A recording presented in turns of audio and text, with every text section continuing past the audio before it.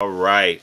And we are live. Welcome, everybody, to Dark Side Reviews. I have the crew with me. Super excited. We're going to talk Eternals today. And listen, some of you guys might be thinking, I haven't even seen it, Al. Well, shame on you if you haven't seen it, because it is not what everybody is saying, or maybe it is. I don't Ooh. know. We're going to find out. We're going to get into it today. We do have differing opinions on this. I'm super excited to talk about this. I also want to throw in a little bit of conversation about the next steps for the MCU, because some people are saying that this movie was the Deathstroke for the MCU, and I want to talk about that. But before we The get into it, you guys, Deathstroke let for the me MCU. introduce my illustrious guest. Let's start with Durbin. If you can give us some info about yourself and your channel, sir. My name is Durbin. My channel is called Durbania. So I review movies. I rank movies. This afternoon, I just dropped my ranking of all 30 chapters of the MCU. 30 chapters because I'm including the Disney Plus shows along with the movies. So you can head over there and check out all kinds of cool things like that. Plus, I dig deep into the show called The Chosen. So if you're a fan of that show, come on over and let's talk about movies. All right, awesome. Thank you. Oh, by the way, everybody's info will be linked up in the description. And now we have Mr. Seth Draven, the man behind the curtain. No one has ever seen this dude's face. They say if you look at him, he's so powerful that you can't live. What's the name? Plastic Cat. Wow, Flash the that's title. very powerful. You We got to keep him behind the curtain. But Seth Draven is here from Film Trigger. Seth, if you would just kind of introduce yourself, I guess I kind of just did that, and talk a little bit about the channel. Well, my name is Seth Draven, of course, and I am from the channel Film Trigger, and I do Film Trigger with my dad as well. He's like the main host of that channel. We do movie reviews, and every Sunday with Ramon from Hit or Miss TV, who is here right now, every Sunday we do a thing called Drive By News, where we cover the week's top entertainment stories. So Awesome, thank you, sir. And Mr. Matthew V. Haynes, married man. That's all I have to say right here. Just There it is. Anyways, no, thanks for having me as always. Al, it's a pleasure to be here talking about Eternals. Nice to see beautiful faces again. Ramon, Durbin, and Seth. We're meeting for the first time, even though I can't see your face. I assume it's beautiful. Too beautiful to behold.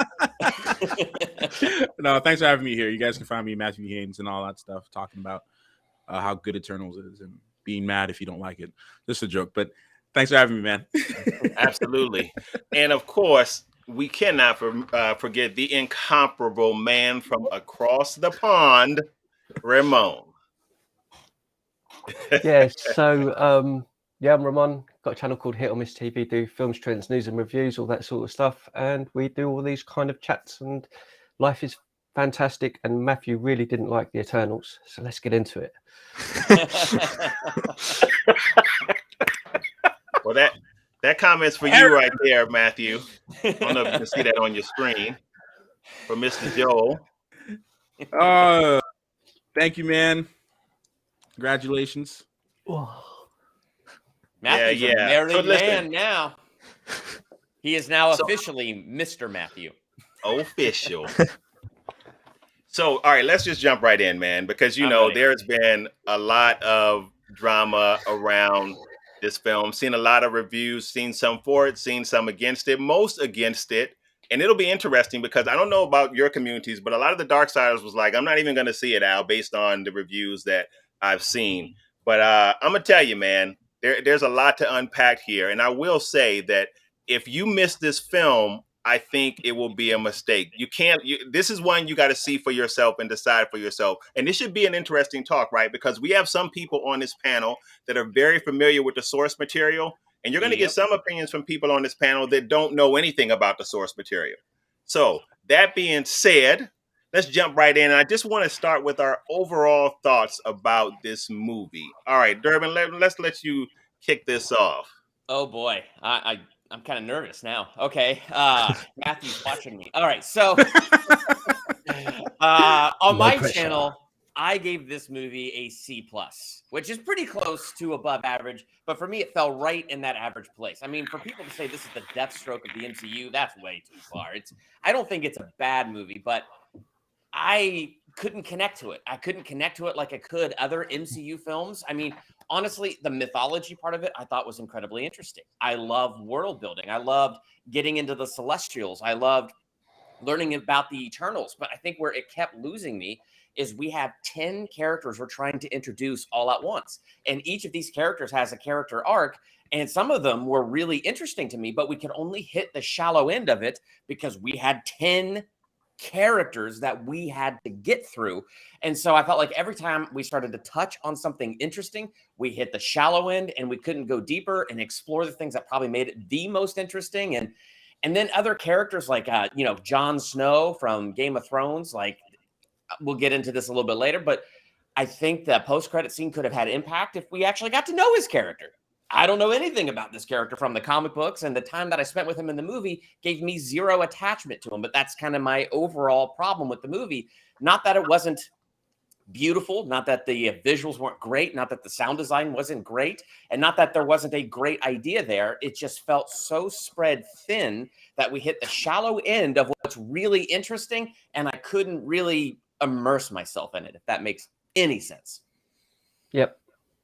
Yeah, I get that, Yep. and I think some people have had that argument as well. I have a comment to make about that because I have a theory about what was going on there and why we didn't get as much character development as some people would have liked. But I'll save that for a little bit later.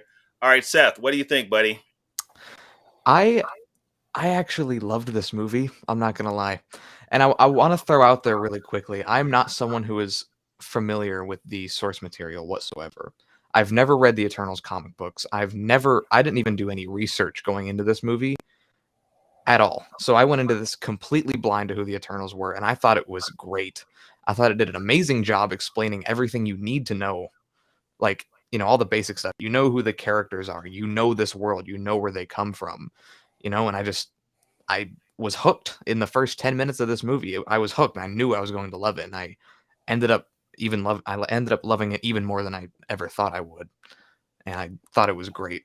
I thought the characters were amazing too. All right, so that's interesting to hear that take from someone that has not had any experience with the source material. Because I had All right, no experience, and I had a different reaction, so that's interesting. Yeah. Yeah. So, Matthew, what'd you think? Just overall. Okay, overall thoughts. Okay. Don't ramble, Matthew. Okay, so overall thoughts. Going into it, I was already excited about it before, like with the trailers and everything, even though I know the trailers didn't do much for a lot of people. Just because, they're, and which I understand, it's new characters and new people, and the idea of something new, especially with so many characters. There's over 100 Eternals, and we can get more into that later, but we're only seeing 10 of them. So even that is a lot for people, because compared to the Avengers, we had individual movies, and then when the Avengers came, it was like we were prepared for this because we already know everyone. This is like we have 10 new people. What's going on? I don't know anything about them. They look okay. So for me, I was like, okay, I see what's going on with everyone's perception, but I was excited because it's the Eternals, and I read the comic books, and I love Jack Kirby's work and everything. It was great. So going into it, just like Seth, like first 10 minutes, I've already listened to the theme from Ramin Djawadi like 2 weeks before it was released, before the movie was released, and I listened to the score, the theme, and I heard the theme come on. I was like, yes, let's go. I'm ready for this. I'm here for it. I'm a fan of Chloe Zhao. I'm a fan of her filmmaking style and how she tells stories. So immediately within the first 10 to 20 minutes of the film, I was like, yeah, this is a Chloe Zhao movie, and I love it. And I just really loved what I got. I recognize it as not being a perfect film because it did have some problems, but overall, I just really enjoyed it. All right, Ramon. I don't want to upset anyone here. I'm really sorry, so don't snap at me. I was, first of all, before the trailers come out, majorly excited. This was the one movie I was most excited for. The trailers come out, it's like, it looks okay. The reviews and all the critic stuff, which I said earlier on Drive-By News, these are just our opinions. We've all got channels. We've got our own voices, and there's the critics as well. This is just what we personally think ourselves. So it may be right, it may be wrong. Everyone is different. But I must admit, I was heavily influenced by what was said online. I know we'll get into it in more detail as the show goes on. I was winding up Matthew because it's just what I do. I know he loves Eternals and he follows it, and this guy knows the stuff inside out. So like prior to this, I was winding him up because it's fun. I was expecting to hate it, and I wouldn't say I love it, but it was 10 times better than what I thought it was going to be. I was expecting a disaster. I thought I was going to go in and watch this movie, and the way it's been portrayed in the media and everything was that this film is just going to be a calamity. And I came out and I was like, yo, that was really good. And there is issues with it, but they're not really things that I would say. It wasn't things that took me out of the movie. It was just more my personal preference in a film that I had problems with. It wasn't things that were happening that was putting me out. I thought it was a really good film, and I will 100% watch it again, which I didn't think I would say. So I will say this, man. I think that this film, especially the more that I think about it, is a lot smarter than people are giving it credit for. And I think actually it probably deserves a rewatch. Now, keep in mind, especially for the folks on in the Dark Side community, you know that when I reviewed this, I said it was just okay, and that it did have some problems, and it does have some problems. But the more that I think about it, this movie is really smartly written. There are some dialogue problems in some places, but the way that this film is structured, the way that it's written, even the way that it's shot, the style of storytelling that Chloe brings to this film is really good. And I feel like over time, people will appreciate it because they're not appreciating it as much right now. But this is actually a really good movie. And again, this is not the same thing I said before. But I really do think after seeing it again, this is a really good movie. So, I mean, listen, anybody, you can jump in and springboard. I got something to add to what you said about it being appreciated. So the first thing that I said when I saw the chatter, I made several tweets and several Facebook posts about my thoughts on. It's so, do you know what? It's so difficult to not jump in. Like, you know me, I'm a troll, and it's so difficult because I know how much you love it, and it's. To me, it was like I don't know. It's like putting this. Okay, so I'll bring in like a little religious example, right? It's like everyone's seeing Jesus do something really cool, and then they're like, and you're like, did you not see that? What is wrong with you? How can you doubt yourself? And I'm like, so to me, that's how it was like for me with like this movie. I'm like, you guys are not. I felt like Omni-Man and like Invincible. I'm like think, like you see what's going on. So no, but to add to what I was saying, with the people looking back at it later on, was I made a tweet, it's like a meme. I was like, you guys are gonna realize how important the Celestials and the Eternals are to the MCU, and in 10 years, Kevin Feige is just gonna be like, where'd that lead you? Right back to me. And you guys are all gonna be you guys are gonna be like, Kevin, I'm sorry I doubted you, my brother. Like you knew what you like. We did this to this man before. We doubted him so many times, and then every time he delivers, he's just like. Well, I gotta clarify something here because obviously I'm the one with the most negative view of this movie of everybody here that it seems.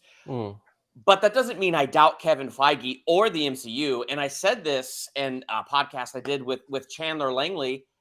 I even like Thor: The Dark World. I mean, I think it's the most vanilla, bland movie in the MCU. Wait, hold on. Hold on, Durbin. Wait a minute. Wait. Look at Durbin. Look at all of our faces when you say that.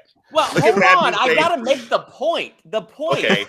Because when you get to Endgame, you see the foundation that laid. You see how important that was. Especially as you're meeting the reality stone. So I'm not I ranked this movie above Thor: The Dark World for sure in my ranking.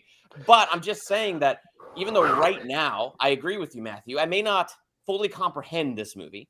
I may not fully appreciate this movie, but what I can appreciate is it is laying a foundation, and I'm not going to doubt Kevin Feige on that. So I will be excited to see where this goes, whatever future might unlock something in my brain that I'm not understanding right now. And like you said, Matthew, it'll bring me back to Eternals. I'm not doubting any of that. So I just want everybody to know, even though I might have the most negative take on this movie, I don't dislike it, and it's not I don't know, it's just honestly, Durbin, in my opinion, I feel like your criticism about this movie is very fair. I don't think it's honestly, I've heard worse. Like, I don't think it's unfair. I've seen you know, and I try to be professional because I'm doing more critic stuff myself. So I'm trying to be more professional as how I address my, fellow critics and reviewers and stuff like that. I try not to be all up in people's grill like that. But, top critics, I won't name names, but top critics on Rotten Tomatoes are saying, oh, like traditional artists, this movie is trash, or like, they might say like, this is the most undigestible Marvel film to date. And then other friends and people that I've seen saying, man, this is the most this is obviously the worst MCU movie that was ever released. And I'm like, how can you say that and then you don't even follow up with any legitimate reasons and fair critiques on it? So to me, I feel like that's many of the issues that I've been having. But everything that you're saying about the film, I feel like it's a fair and honest critique, and I feel like I can agree with even most of what you're saying, because you had no comic background. You had, and obviously, like you and Seth are two different types of receptions on that. So it's like he enjoyed it, but you're like, this didn't really do as much for me as I would have wanted. And I think that's fair. And I think well, personally, Durbin, I didn't do it. I was going to say personally, I didn't do it because I love you, but my finger was hovering over the ejector seat when you made that. And no, go ahead, Durbin, buddy. man. We love Durbin. Of course. Can I just point out the messages there from traditional artists saying the movie is trash? Can I just genuinely ask a question? Why do you've obviously watched it. Why was it trash to you is number one. The second question I want to ask you is, you put Dune was bad too. So you see that finger? Oh God. You see that? Go to your ear and flick it really hard. Yeah? Yeah, I'm gonna ignore that Dune comment too, but hey, everybody's allowed to an opinion, man. I mean, I'm just wondering what Dune has to do with Eternals. Yeah. I think it's because Dune and Eternals sort of had that similar epic feel. Because I was kind of thinking about that in my head, because Dune is very deep, very philosophical, and so is Eternals, and they're both pretty long. They both did that thing where they're trying to have really cool visuals, so I could kind of see the connection why you would compare Dune and Eternals, just because there is a similar pace and there is a similar feel, but two different universes. Though, Al, tell me, I don't. So you've read Neil Gaiman's run and stuff, right? I have that, but that's the only run. That's the only one I've read. I've not read the others. That's the only one that really matters. Besides, like honestly, Jack Kirby's stuff was more of just introducing in detail celestial stuff and like understanding what each race, the deviants, the Eternals and humans and their whole purpose and everything with Arishem, and that whole stuff at the end of the movie was a direct comic book reference to something that happened in Jack Kirby. But what I'm getting to is I feel like both like Dune, and I'll show this real quick. Like I am in love with Dune. Okay, as you can see, I am in love with Dune, so I feel like they're both very difficult and long. They both have their difficulties in terms of storytelling, and Denis Villeneuve did a really good job with explaining the first half of Dune.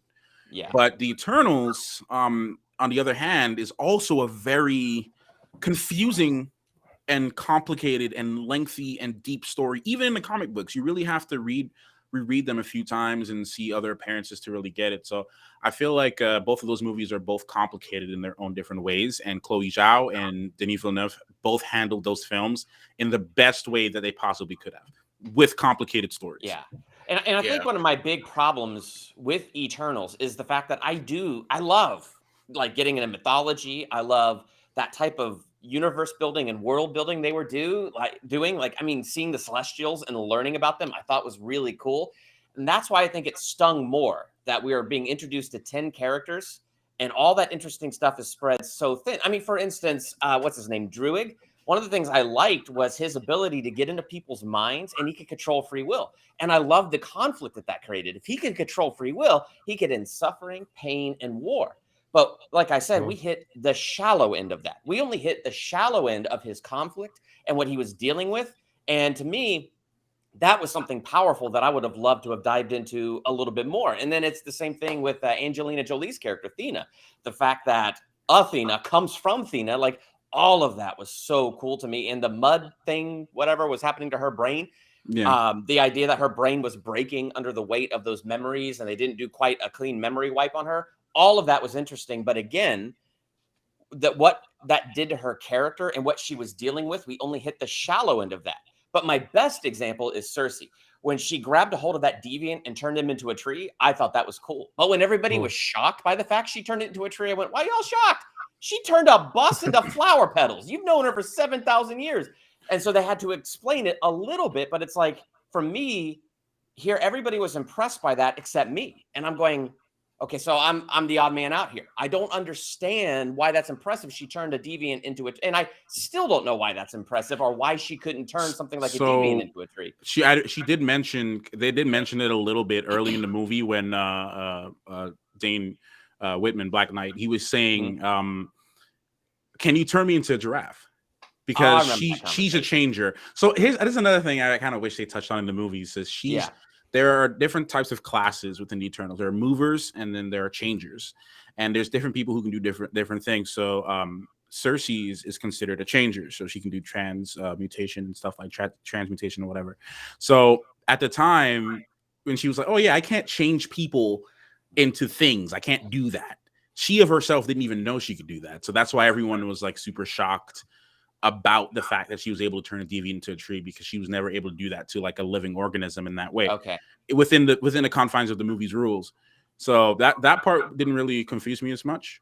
But I wanted to, and I remember the giraffe conversation, and I thought it was pretty hilarious, but for whatever reason, it didn't. But anyway, that's kind of my point, right? Like that you have these 10 characters, and it wasn't that they were uninteresting. It's just we didn't get into the fullness of what we could have gotten into, right? So Al, tell me if I'm talking too much. I wanted to say something about a comment, Film Trigger. Can we all agree that the Deviants got the bad end of the deal?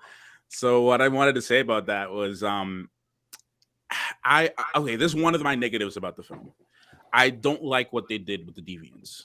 I do not like it at all. And I'll tell you why. In the comic books, the Deviants, as it's explained, just because I felt like the comic books had more. I try not to compare too much, but the comic books did it better. I'm sorry, but it was a thing where the Celestials created 3 species, right? It was a weird thing how Jack Kirby did it. The Celestials came to Earth, saw a monkey, went back, and they're like, okay, let's make organisms out of this monkey. So then they made humans, they made the Eternals, and then they made the Deviants, who were basically like humans that they're the most diverse race. They can look like anything or anyone, but they have intelligence. They can speak. They're very strong. They have personalities, and they look like things. And the Celestials literally use them for food because they can multiply like really quickly. So the Celestials use them for food, and they felt like they were getting messed up, and they got the wrong end of the stick, or the short end of the stick, as they say, because the Celestials favored the Eternals, and they favored the humans more than they favored Deviants. So it was always this battle between like, oh, acceptance. Why doesn't dad or mom like me? Why can't I be, on the same level as these guys? I can do what they do.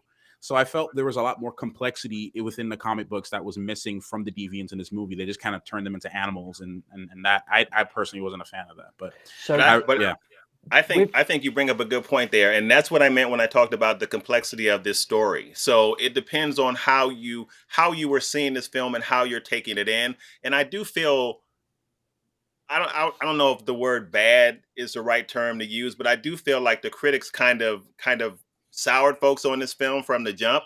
And believe it or not, I mean, you get some folks that will watch a movie. It doesn't matter what the critics say. It doesn't matter what any of us say. They're going to go see it on their own, and they're going to think what they're going to think. But I feel like folks were kind of slanted on this film from the door, especially because it was a Marvel film, and they were waiting to see what the reviews were going to be like almost as soon as the embargo lifted and people started to review stuff, and you saw the Rotten Tomato score and things like that. But to your point, Matthew, even the examination of something like that with the Deviants, and there's some dialogue in this where the Deviants talk about their position and talk about how the Celestials use them. So you have all of these different things. Even the argument, I think that that Icarus makes, maybe it wasn't Icarus, but somebody made the argument about what was even being done to the sleeping Celestial, and was it fair to do that to him and impact his life, because they're a form of beings just like everyone else. I think a lot of that was lost on people when they were viewing it, and maybe it was because of the nature of the characters. Maybe it was really harder to connect that kind of theme with a being as big and large as a celestial that's almost like omnipotent. So, Yeah. but there's a lot of things examined in this movie, and listen, from the gate, I didn't notice all of that. It wasn't until I thought about it that I really started to think about some of the stuff going on in this movie that I think was larger than what we realized. And I also said before too, this is an origins movie, not just the origin of Spider-Man, of Thor, of whatever, but the origin of really the universe, at least the universe that our Earth is in, 616. That's what this is. Yeah. So Can I just like address something like there in the comment about the movie being woke, right? I'm sorry. I'm so tired of no, that. Whoa, That let me, please. Out of all the guys here, yeah, for anyone that's watching this, the person out of all of us who's most likely to get himself in trouble is me, because I've got a big mouth, right? I know that, right? I'll get myself in trouble because I just say things without thinking, and these guys have to rein me back. Now, one of my problems with it, you're saying there are politics in this movie, it's woke. One of my concerns about this movie wasn't the diversity, having, you know, black people, white, Asian, Indian, gay, straight, lesbian, trans. That doesn't bother me. My only problem in movies, as I've stressed in any time we do one of these videos or on my own channel, is that if something's forced into a movie for the sake of it being forced into a movie for the sake of it, and it doesn't work for me, sometimes you've got to have a point. You can't just have a superhero movie, then it just stops, and then we're telling a gay love story, and it's like, well, where did this come from? What's this about? This to me was not woke in the sense you had a gay couple in it, but it was just normal, and that's what it is. It's just normal. There's life that happens. There it is.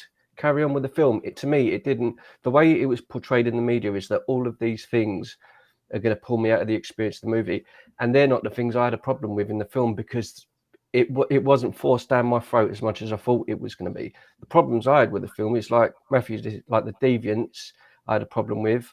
I didn't think, is it Kamal, who played Kumail Kingo? Nanjiani, yeah.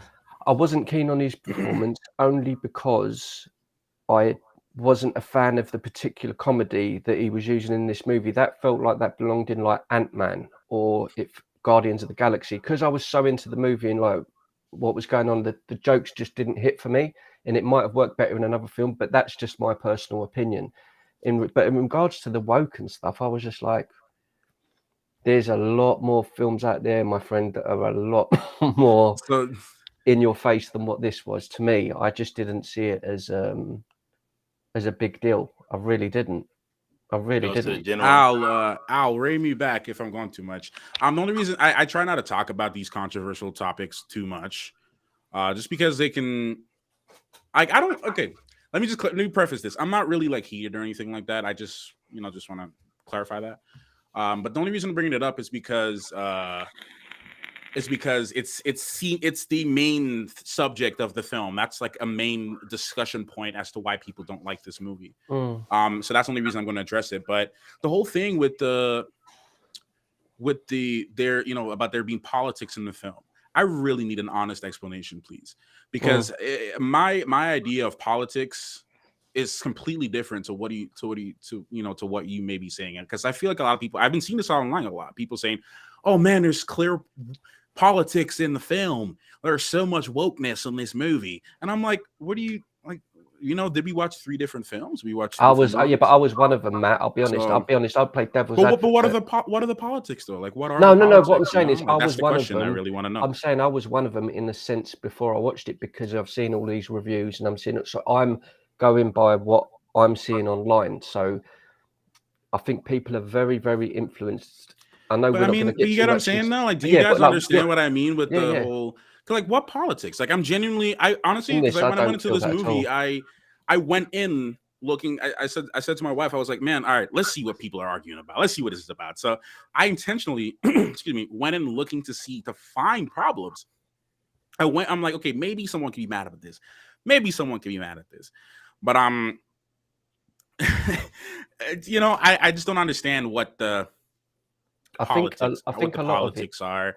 He said, okay, well, I honestly feel there is an agenda. I mean, you see, that's the thing. Agenda and politics are two different things. You need to differentiate that, and you really need to be very specific about that. And I feel like people who just jump on bandwagons and don't really educate themselves on, I don't really know where you are in your life, so I'm not trying to make any accusations, but just people in general, when they, they kind of go off of just like what's being said online or what's being fed to them in one way or the other, and they don't really educate themselves on certain topics to understand what they're really saying. So by saying like, oh, it's woke, or there's an agenda, there's a politics, I mean, ask for an example. Like, what's an example with traditional artists? What would you say? You're saying it's woke and everything. Give us an example. Like, for example, on this channel or on another channel, I'm sure Al was there, and I was talking about James Bond, which I was going on about changing the race of James Bond, and I was saying you can't do that because at the end of the day, it's about he was basically, James Bond was created, who was a secret spy for Churchill just after the First World War. So there's like a whole backstory from 1918 and 1920 to why James Bond is the way he is, a rich white kid. So if you kind of change that, you're going to lose the essence of what the character's built over 100 years. And it's the same with, to me, as long as it fits the narrative of what the story is meant to be. Yeah, in this movie, the Eternals movie, there wasn't anything in the movie in terms of the characters where I was like, oh, they're really trying to put men down, or oh, they're trying to put women down, or oh, that's attacking gay people. To me, there was none of that. Like, I would, trust me, I'd be the first one to shout my mouth off and get in trouble.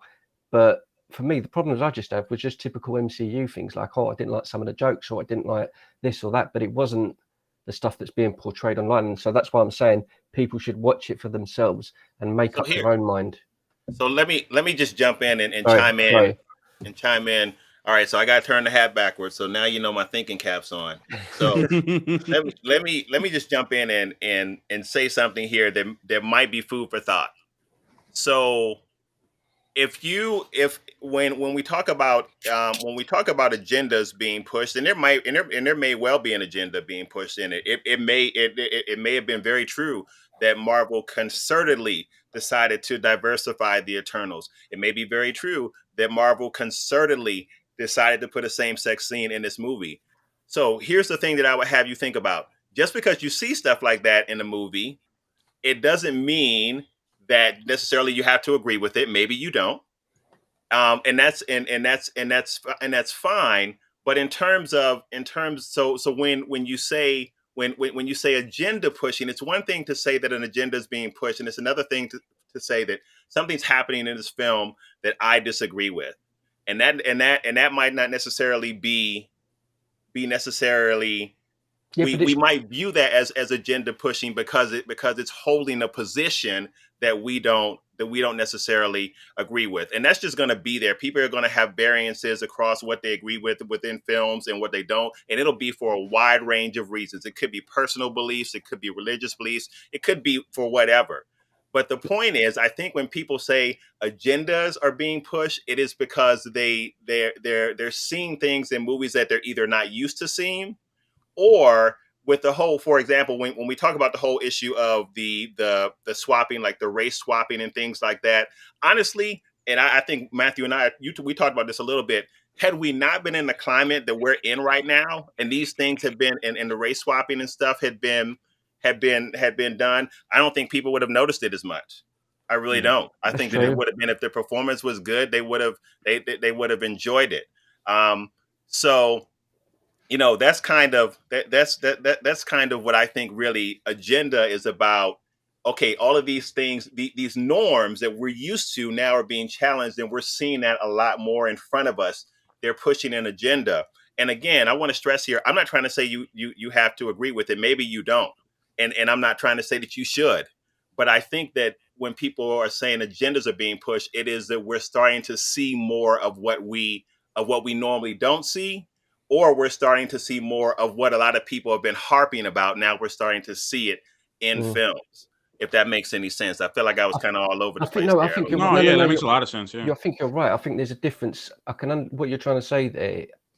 I think there's a difference when you say, let's just go for the angle of two guys, for example. There's a difference between having a Marvel movie and it's Brokeback Mountain. You know what Brokeback Mountain's about? I thought it was a fantastic film. there's a difference between that as a movie, and there's a difference between everyone meeting in the house. Oh, look, there's one of the Eternals is gay. Blah blah blah. Is with that person. The story continues. To me, that's not thrown in your face. That's just normal. Like, that's just a couple. It is what it is. So again, it goes back to the point of what is, like Al said, what is too much, what's throwing it in your face. I personally, as I say, I was looking for it in the movie. I was like raged up when I was going in, because I'm thinking this is going to be terrible. It's going to be, I was thinking, I was expecting that. I was expecting the whole thing. I'm a woman and you're not a, I was expecting all that. There was none of that. So I'm like, well, what's so offensive? And another thing I need to add as well, we've got all these channels on YouTube, right? We know there's loads of channels that are raging out about it. It's a failure, it's a flop and everything else, right? Is it better that we sit here and discuss it like this, or should we go out and rage? I just spoke about James Bond being race swapped.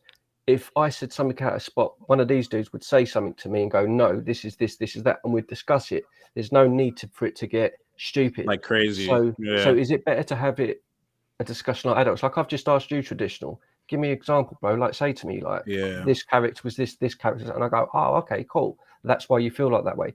Don't be influenced by what you're seeing online, bro. Like, make up your own mind on it. Can I? Oh, sorry. I was going to say real quick, Matthew. First of all, you guys know that's one of the things I love about having you guys on. We tackle these issues. Everybody's being respectful, and hopefully, traditional doesn't feel like we're coming down on him. Because we're not coming down on you, bro. And you guys, and for the folks who have been here in the dark side community, you know that we don't. I don't do that. I can't stand when people act like they're the vaunted wellspring of knowledge, and no one else can be right. So we treat each other's opinion with respect, and Lord knows it doesn't have to. It doesn't. You don't have to agree with me, because I've gotten some comments. Go back and read through some of my comments, and people are like, I don't know about that one, Al. You liked it, but it was some trash. I know. I know with this movie, Seth like put this. He said to me earlier on that he put this in. Was it your top 6, Seth? Top 5. Actually. Right, top 5. Now I've got a question because my top 10. Before we go into all of that sort of stuff, I need to ask you, Seth. In this movie, is there anything particular go, I didn't like that? Is there anything in this movie that for yourself where you're like, I mean, because I never asked you. We kind of mentioned earlier the deviants, like when I was just watching the movie, they kind of just felt like generic gray CGI villain. Like, of course they were not the main villain by the end of the movie, but they played a very major role, and they felt very boring to me. I don't know. And that's just one of the things. I'm sure if I dive deeper into it, I could find some more things. But that off the top of my head, that's about what I can think of. Same. I agree with that though, because like the main deviant, hey, the one that Durbin, hold on. We got a new addition joining us from Team JVS. So what's up? Hey, what's going on, guys? Man, appreciate you jumping in with us. We're talking Eternals right now. I'm not sure if you've been tracking along, but just to bring you up to speed, we're kind of talking about some of the issues that people have had with the film. We were rounding the corner on kind of the idea of the wokeness of the film right now. So that's what we're getting into. And just to fill you in, man, I love the bunch. I love your channel too, brother. I'm subscribed. Appreciate that. Thank you. So glad to have you with us, man. All right, I'm sorry, Durbin. Carry on. I was just agreeing with Seth because I wanted the deviants to be less generic, especially that main deviant bad guy, because once he took Gilgamesh's powers and got super smart all of a sudden and had a personality and could talk, I was like, that's interesting. I want more of that. Oh, he's gone. Where has he been? Wow, it's been a long... Oh, there he is at the end. Okay, well, that could have been interesting, but it ain't. I can agree to that, yeah. So it's funny because I really do want to get into some positives, because I feel like I'm being really negative, but I have a lot of positives as well. But just to kind of round my corner on some of the negatives of the movie, it really goes back to the same problem that I keep on having. It's like everything that was interesting was too shallow. That villain was really interesting, but it was too shallow.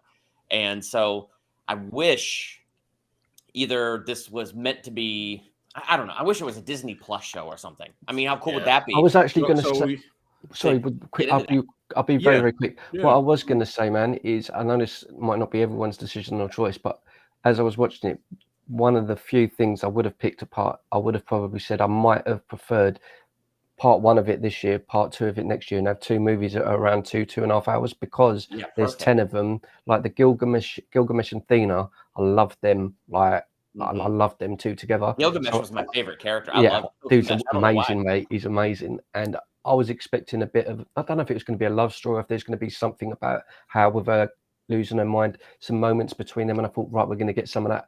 But because there was so much, you didn't get time. And I think maybe that's the only thing I would have pushed for, is maybe to have 2 movies, because there was a lot to put in this movie. And I don't think everyone got enough, screen time. That's all. Sorry, Matthew. I got a comment about that after Matthew. I want to address that. I won't be long. I just wanted to address the one comment that Traditional said, just because I feel like this is important, just from a personal standpoint. So for me, when I was a kid, I'll never forget, like, just growing up and looking at like Static Shock and like seeing my favorite, like seeing a really cool hero that looked like me, right? And like I used to have I used to have hair longer than this when I was younger, so it was like I used to see him and I'm like, man, like that could be me. I could be like on a trash can and like skating around. So I feel like if we go back to like the 90s and 2000s, we'll never get to a point where more people can feel good about themselves and get interested in filmmaking and stuff like that. And I'm talking about more like diversity, in the sense that like there could be, like in Makari's case, right, we have a deaf hero that's doing sign language, and there could be a lot of people in the crowd who are comic book fans who's like, I've never seen a character that was deaf. That's I maybe, mom, maybe I can be an actor too. Maybe I can do this. Maybe I can be a Marvel superhero.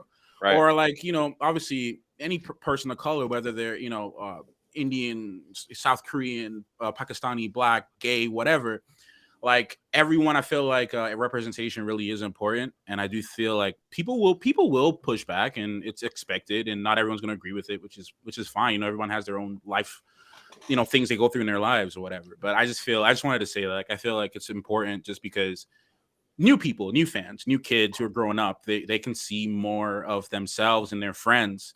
Like, like maybe another disabled character, like another, like a friend, like going to school that could be paraplegic. And there's a really cool character that's like doing super cool stuff while being paraplegic. And you're like, hey, dude, like there's a character just like you in this Marvel movie. And they're like, really? And like, yeah. And like that can make someone hopeful and make them happy and make them feel good about themselves. You know? I definitely want to talk to that too. Go ahead. No, go ahead. No, I was just going to say that one thing that I don't hear enough positivity behind is, like Matt said, is just how multiculturally diverse this really truly is, and how impactful for anybody it could be. Because I mean, I could take Angelina Jolie's character, right? She's supposed to be like the warrior, and it was kind of like the whole entire time she's kind of like sidelined from a comic book fan standpoint. I'd be like, oh man, what, they didn't do anything with her. But as a critic and as a person that's looking at this as a human being, like she's battling PTSD, possibly dementia. Like she's dealing with an actual psychological issue. And I was like, this is the first time Marvel's even attempted to, and it's a small thing, but it's really specific, because her relationship with him is even more cemented of the need. And it's kind of like these characters feel real, like organically as personalities, they feel like real characters. And to me, one of the reasons why I love Guardians of the Galaxy so much is because Peter Quill felt like, this kid that we knew from like the 80s or the 70s and got thrown into space. But he was still battling his issues with his mom. He was still reserved with all the problems that he had inside. And it came out in such a natural way when he, tagged along with these misfits, and that's one of the things that make it so emotionally resonant. The first Guardians of the Galaxy movie is one of my favorites because of that reason. And this movie tackled that in a lot of different ways. Now, do I think it could have been executed better? Yes.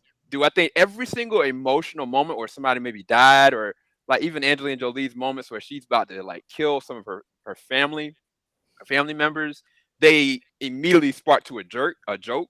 And that's part of the issue that I have with this. It's this inconsistent need to make sure it feels like a Marvel film. Because this movie, in my personal opinion, honestly, is a drama. I don't feel like there's a villain at all. I don't feel like there are any villains. I could agree with there's that. no heroes. Yes. Yeah. Because even the deviants, ultimately, when you think about, and we can talk spoilers, right? This is spoilers. Yeah. Right? Yeah. Okay. Even with what the Celestials are doing and how they're using the deviants and the immortals or Eternals, it's kind of like it's a chess game. Like it doesn't even matter because they could be looked at as the bad guy on a individual level. And it's kind of like it's a moral question of whether or not they should allow this to happen or not. Some people like are even on Twitter and stuff. And it's like, I don't know which way I would go with this if I was in that situation like them.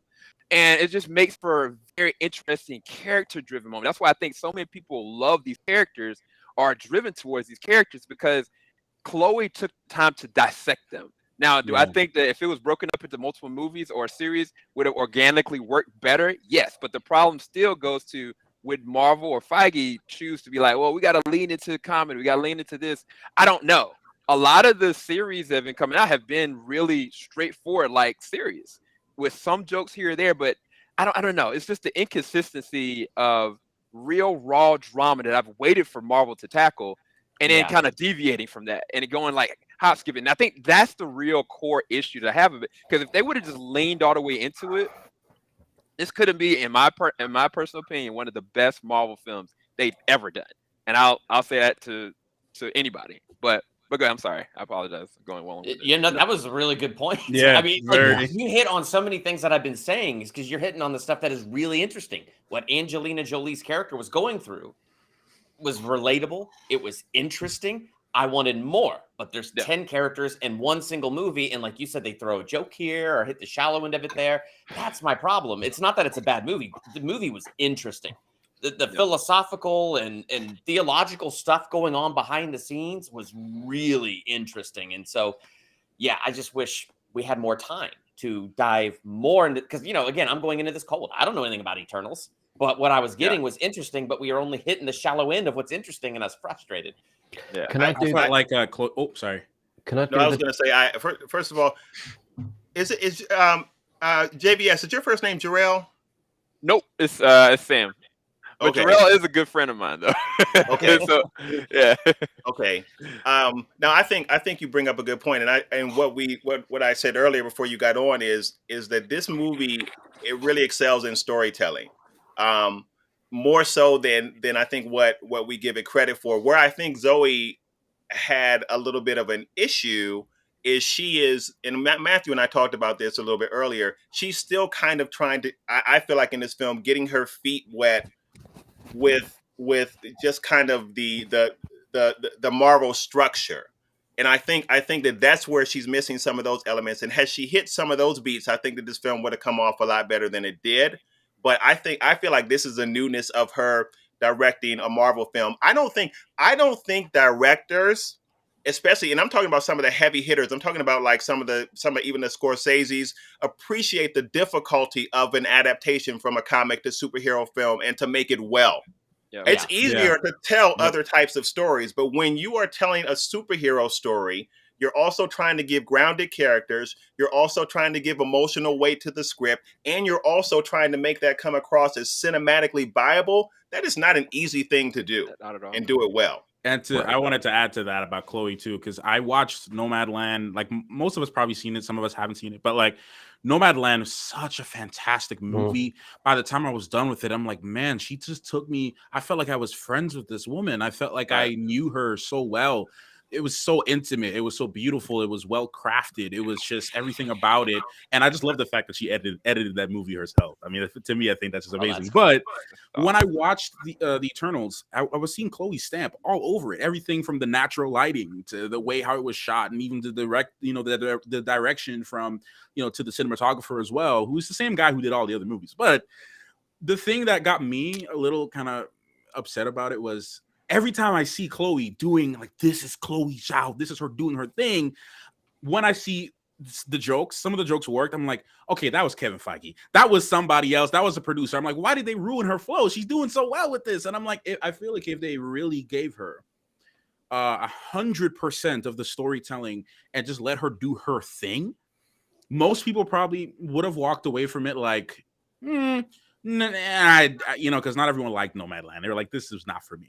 But most people who would be really invested in it would walk away and be like, man, this was a trip. This was insane. These people are so deep. That's why I was surprised, to be honest. Ramon, I'm sorry, I don't mean Hi. to cut you off, but I Hi. wanted to ask Seth a question because I always enjoy your sensibility, Seth, when you're looking at different films. So I know that you like the film, but honestly, I didn't think you would. I thought that you would fall in line with what most of the critical review was of the film. So I know we talked a little bit about what you liked about the film, but when you went in, how did the film kind of not meet the expectation? Because I thought I heard you say that you weren't sure how this film was going to be. Maybe I'm wrong about that, but I just want to get your take on that. No, you're right. I wasn't sure what I was going to think. Like my excitement was not really there for this movie. Like, you know, same thing kind of happened with Guardians of the Galaxy. I don't know who these characters are. Why should I care? But I'll watch it anyway because it's an MCU movie. And I was blown away by both. I still prefer Guardians of the Galaxy over Eternals, but just I don't know. It just won me over easily. Like with the I could tell I was worried mostly that I wouldn't know what was going on like throughout the movie because that's how kind of Dune was for me. I got lost really quickly with Dune, and I want to rewatch it anyway. With Eternal, I was worried it was going to be the same thing, but like with the opening crawl type of thing, I was like, okay, I kind of understand this already. I was like, I understand where this is going, and first 10-20 minutes, I was like, okay, we're on a roll here. I was like, I'm not missing any beats. So Here's a question: do you think that, or would you prefer this? I'll start with Seth with this one.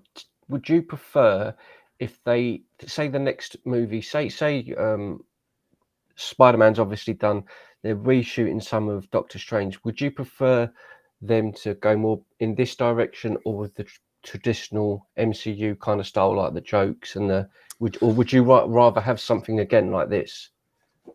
I think they can easily balance both.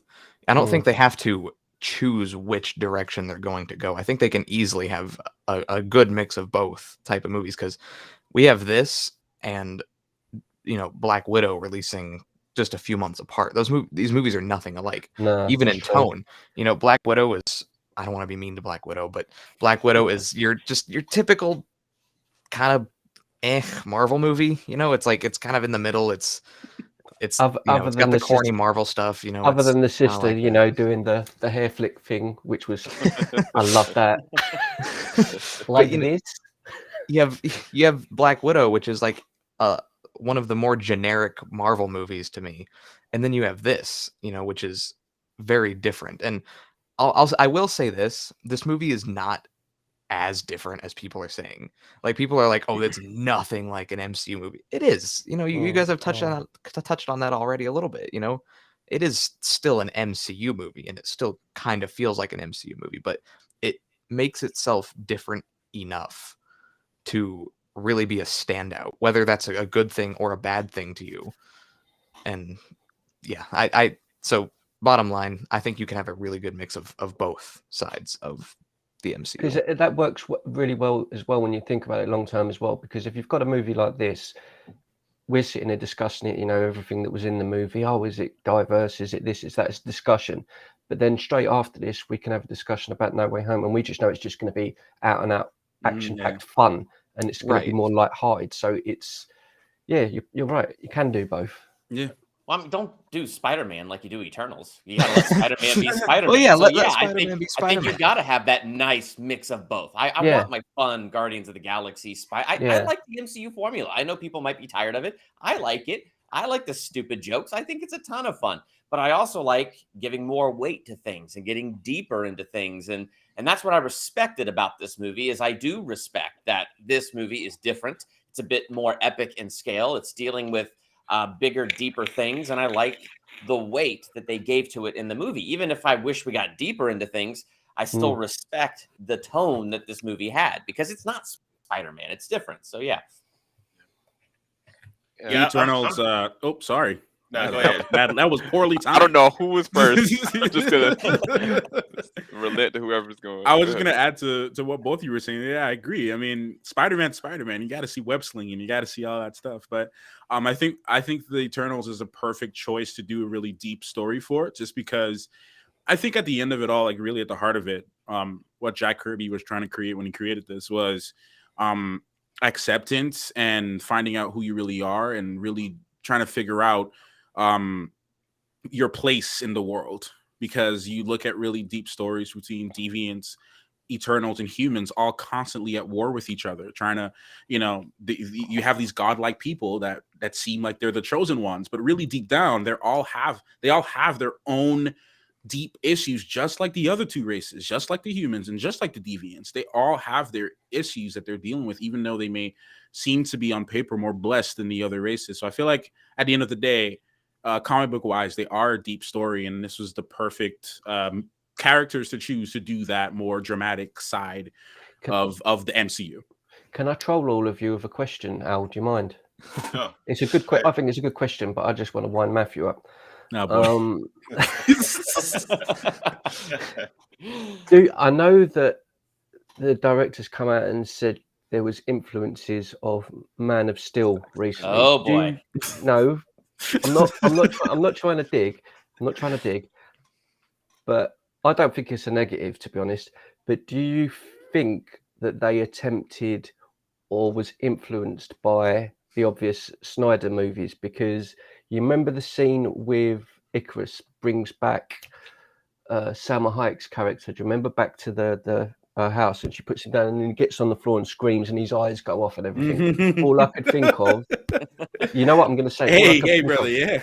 All I could think of was the Zod scene where he's on the floor, Henry Cavill screaming. Yeah. And I don't trust me. I'm not putting that in a bad light or a negative. But do you think, or any of you guys, do you think that there was an influence there? Because they've seen, obviously, the fan base has gone crazy for that stuff, and Warner Brothers, whatever, they can shove it. But do you think that this movie was influenced in any way? Do you know what I'm saying? To add that sort of stuff, because I loved. I can't was one of my favorites, man. I can't say yes or no. I feel like everything is influenced by everything. I mean, even everything we do on YouTube, like we look at other reactors, you look at other reviewers, they're like, oh, I like his review style. I like Durbin's review style. Let me try that. I like this style. Let me do this. So I mean, I feel like people, I think maybe it was. But I honestly didn't even think about that scene until you just mentioned it. I was like, "Oh shoot, that was exactly like that scene, like with Zod." So I feel like influence is a very strong word, because that dude, he had so much in common with Superman. He really did, and I love that they just leaned into it and even made the Clark Kent joke. Like, I'm laughing at that. Oh, like, yeah. I am loving that obvious reference. I didn't take it in a negative. Like, I mean, but, Icarus was one of my favorites in it, man. I loved Icarus. Like, he was. A pain in the butt, but I loved him. I thought he was great. Well, here's one of my positives, because this is what I really liked about Icarus, and this is what I thought was really, really interesting, because even though he betrayed the others, right, I had a hard time even seeing him as a villain. I see him as a man struggling with his faith. Yeah, because in his faith, it's like, okay, this Celestial is going to be born and the whole Earth will die, and that's going to suck. But the Celestial will make a galaxy and trillions of lives will be born, and that's how it's always been done. And so he's struggling with this box that he's put in. Okay, billions will die, but trillions will now exist. And so I thought that was a interesting philosophical conundrum that they took our characters and put them in. So it wasn't black and white. It was these shades of gray. And it was interesting to have that discussion. Now, obviously, I agreed with Cersei. It's like, and I might be biased because I'm human and I want to live. But don't destroy the Earth. Figure out how to save the Celestial and get it out of the Earth. And I was kind of sad that they turned it into marble at the end. I was like, oh, it's just a baby and you killed it or something. I don't know. Also duty over self too. That's to add to what you're saying about the whole like struggling with faith. Like, I feel like Icarus. Okay, what they did with him at first, I was like, why are they doing this to my boy? Like, he's not really like this in the comics, but I was like, I can see what they're trying to do, and he was the perfect one to do it with, because it's like duty over self. Like, I'm here with a very specific goal, and at the end of, again, the battle with acceptance and the battle with, I feel myself relating so much to Icarus in the sense that, like, you want to be someone that something that someone's proud of. And that I did this. I at the end of the day, I fought my own, personal feelings, and I did what I thought was right. So, that's, I love that. His character was interesting too, because I think he represented what he would probably qualify as allegiance to his purpose. Like, this is what we do. And apparently he Yeah. had some idea that this had gone on in other places too. And it's like, we weren't created to jailbreak other races. We were created to do just what we're doing here. Make sure that everything goes well until the emergence comes, and then on to the next spot. And that's what we're gonna do. Like, you guys are violating our purpose. And I felt like that's kind of what. Do you know what what's funny? drove You it. know, you've just said that. That's given me the vibe of Infinity War with Thanos. You listen to Thanos' speeches, sorry, and what he's saying is absolutely psychotic genocide. On the flip side of the coin, you can understand the point he's trying to make, and it's the same with what you're saying with Icarus. What he's doing is really, depending on what side of the coin you're on, it's wrong. But if you listen to what the actual point behind it and everything that's, you know, surrounding it on the bigger scale, you can also see his side of the story. And that's another, I never thought of it like that. I never Well, thought of it like that. Go ahead. Yeah, no, Sam, I were was you gonna gonna say something? try to answer 3 of these questions because he asked 3 different questions. My head's still going on with everything. With the Chloe, did she take influence from Zack Snyder? I think based on the interview, she said she really looks up to Zack as a visual cinematic author. Like, she looks up to the way he does cinematics and also the way that he's able to tackle these characters, these DC characters he's done before. And I really do think that she was like, oh well, I like the laser eyes, but she also made it her own. And there is a what was it? It's an animated film. It was I think it was Shazam versus Black Adam. That movie, it's a small little animated short, but a lot of the fight scenes were pulled from 5 different movies.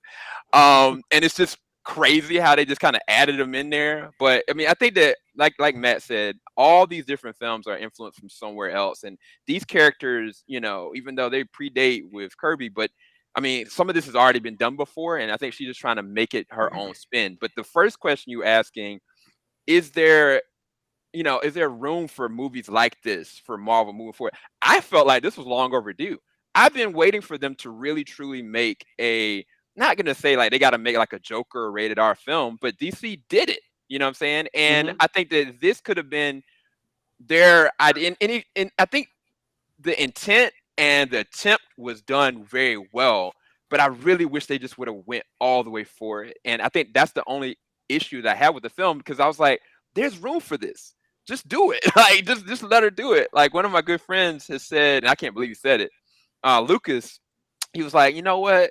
Chloe is an amazing director and I love her, but Zack Snyder, if he would have tackled this, I think he would have just leaned all the way into it and just said, forget what everybody said. And to be fair, he probably would have. He would have gotten in trouble for it. It's true. But it's true. You know what I'm saying? It's not to say that she couldn't do it, but it was her first time in this kind of situation, like you guys have all said. Absolutely. But in terms of the characters, though, I think that's the thing that I love so much about this, is that they're all having this conundrum. Like, Sprite is in love with Icarus, even though she knows full well that he's all for Cersei. And then Icarus is in love with Cersei, but he can't have her, or he doesn't want her, because he knows the sacrifice it's going to have to take. Mm-hmm. And it's like his convictions. It's even more interesting because, like, Druid, I was really intrigued by him. I wanted way more time with him. Because I was like, that one scene at where was it? They were at the Mayas, I believe. Yes, he's the reason the Mayans disappeared. Oh my gosh. And when all of a sudden Angelina Jolie's character just loses it, and he's like, "Oh, you gonna control me? Nah, bro, I'm done. I'm done with all of y'all." And he just has an emotional reaction. He's like, I've been doing this for thousands of years and I can't do it no more. And I love that. Yeah. I love that expression of the human personality just coming out of these people because of them being on this earth. And it's just fascinating that at the end of the day, they all were convicted beyond their own beliefs beforehand, just because they've been there for so long. But yeah. I forget the third question you had. I apologize. I was trying to get into. You know what? That's an interesting comment, because I'm not going to say who the reviewer is, but they made a comment about how they didn't like the fact that the film seemed to treat humans as kind of inept and and not very impactful. the Eternals had to do this for them. The Eternals gave them this. The Eternals gave them that. Well, it was an origin story.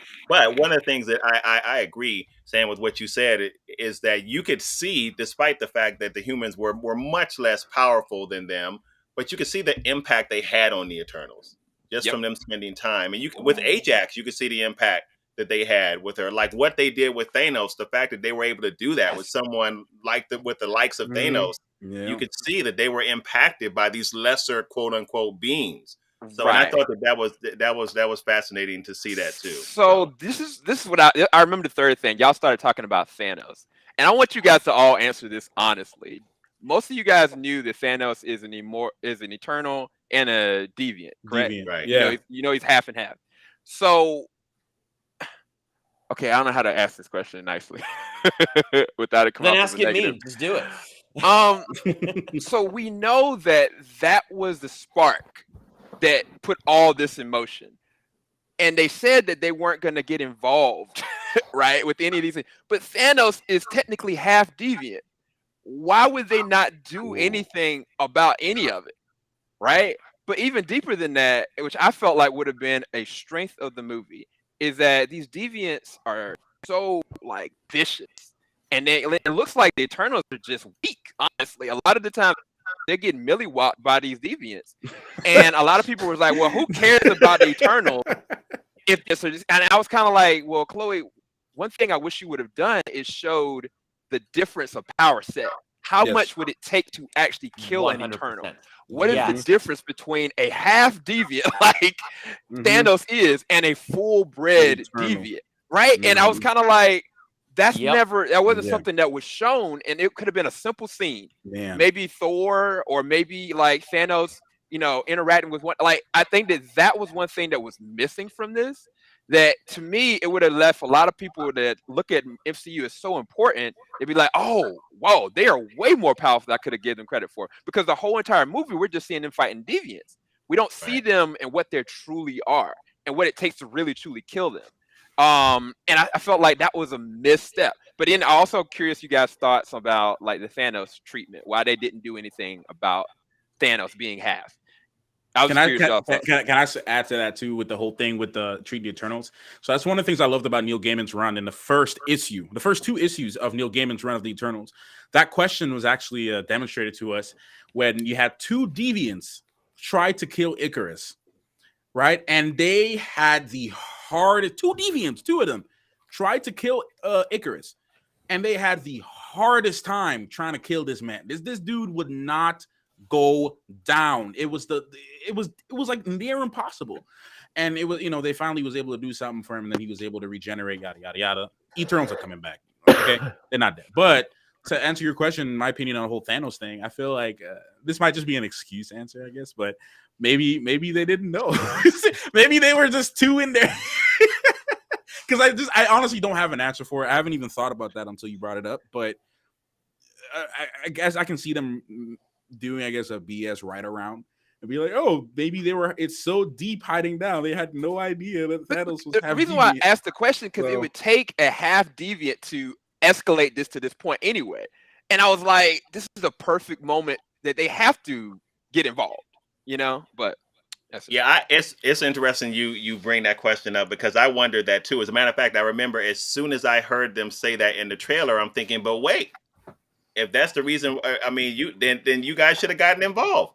The only thing I can think of here, Sam, is that it is the fact that maybe because he was half Eternal and half Deviant, that they didn't do anything. That's the only thing I can come up with. That maybe he had to be. But did they think they were the only Eternals? Like, if I'm picking up the post-credit scene, it's like only at the end where like their eyes were open, they realized there were other Eternals. So they didn't know.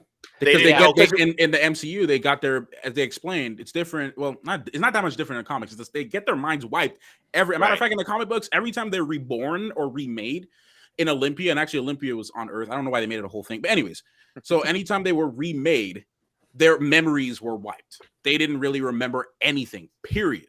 And then, so in this one, every time, according to this, every planet that they went to, every new emergence was new memories, and that's what ended up happening with Thena and everything.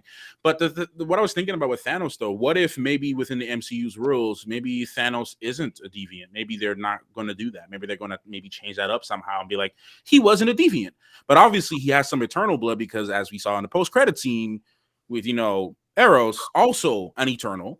Yeah. So, there's also that thing too. So, I mean, I don't know. I don't know what direction Feige or if they even thought about that. That might have been their first mistake. I have no idea. Yeah. Well, I think the real answer is the Eternals wasn't written when they were doing the epic Endgame.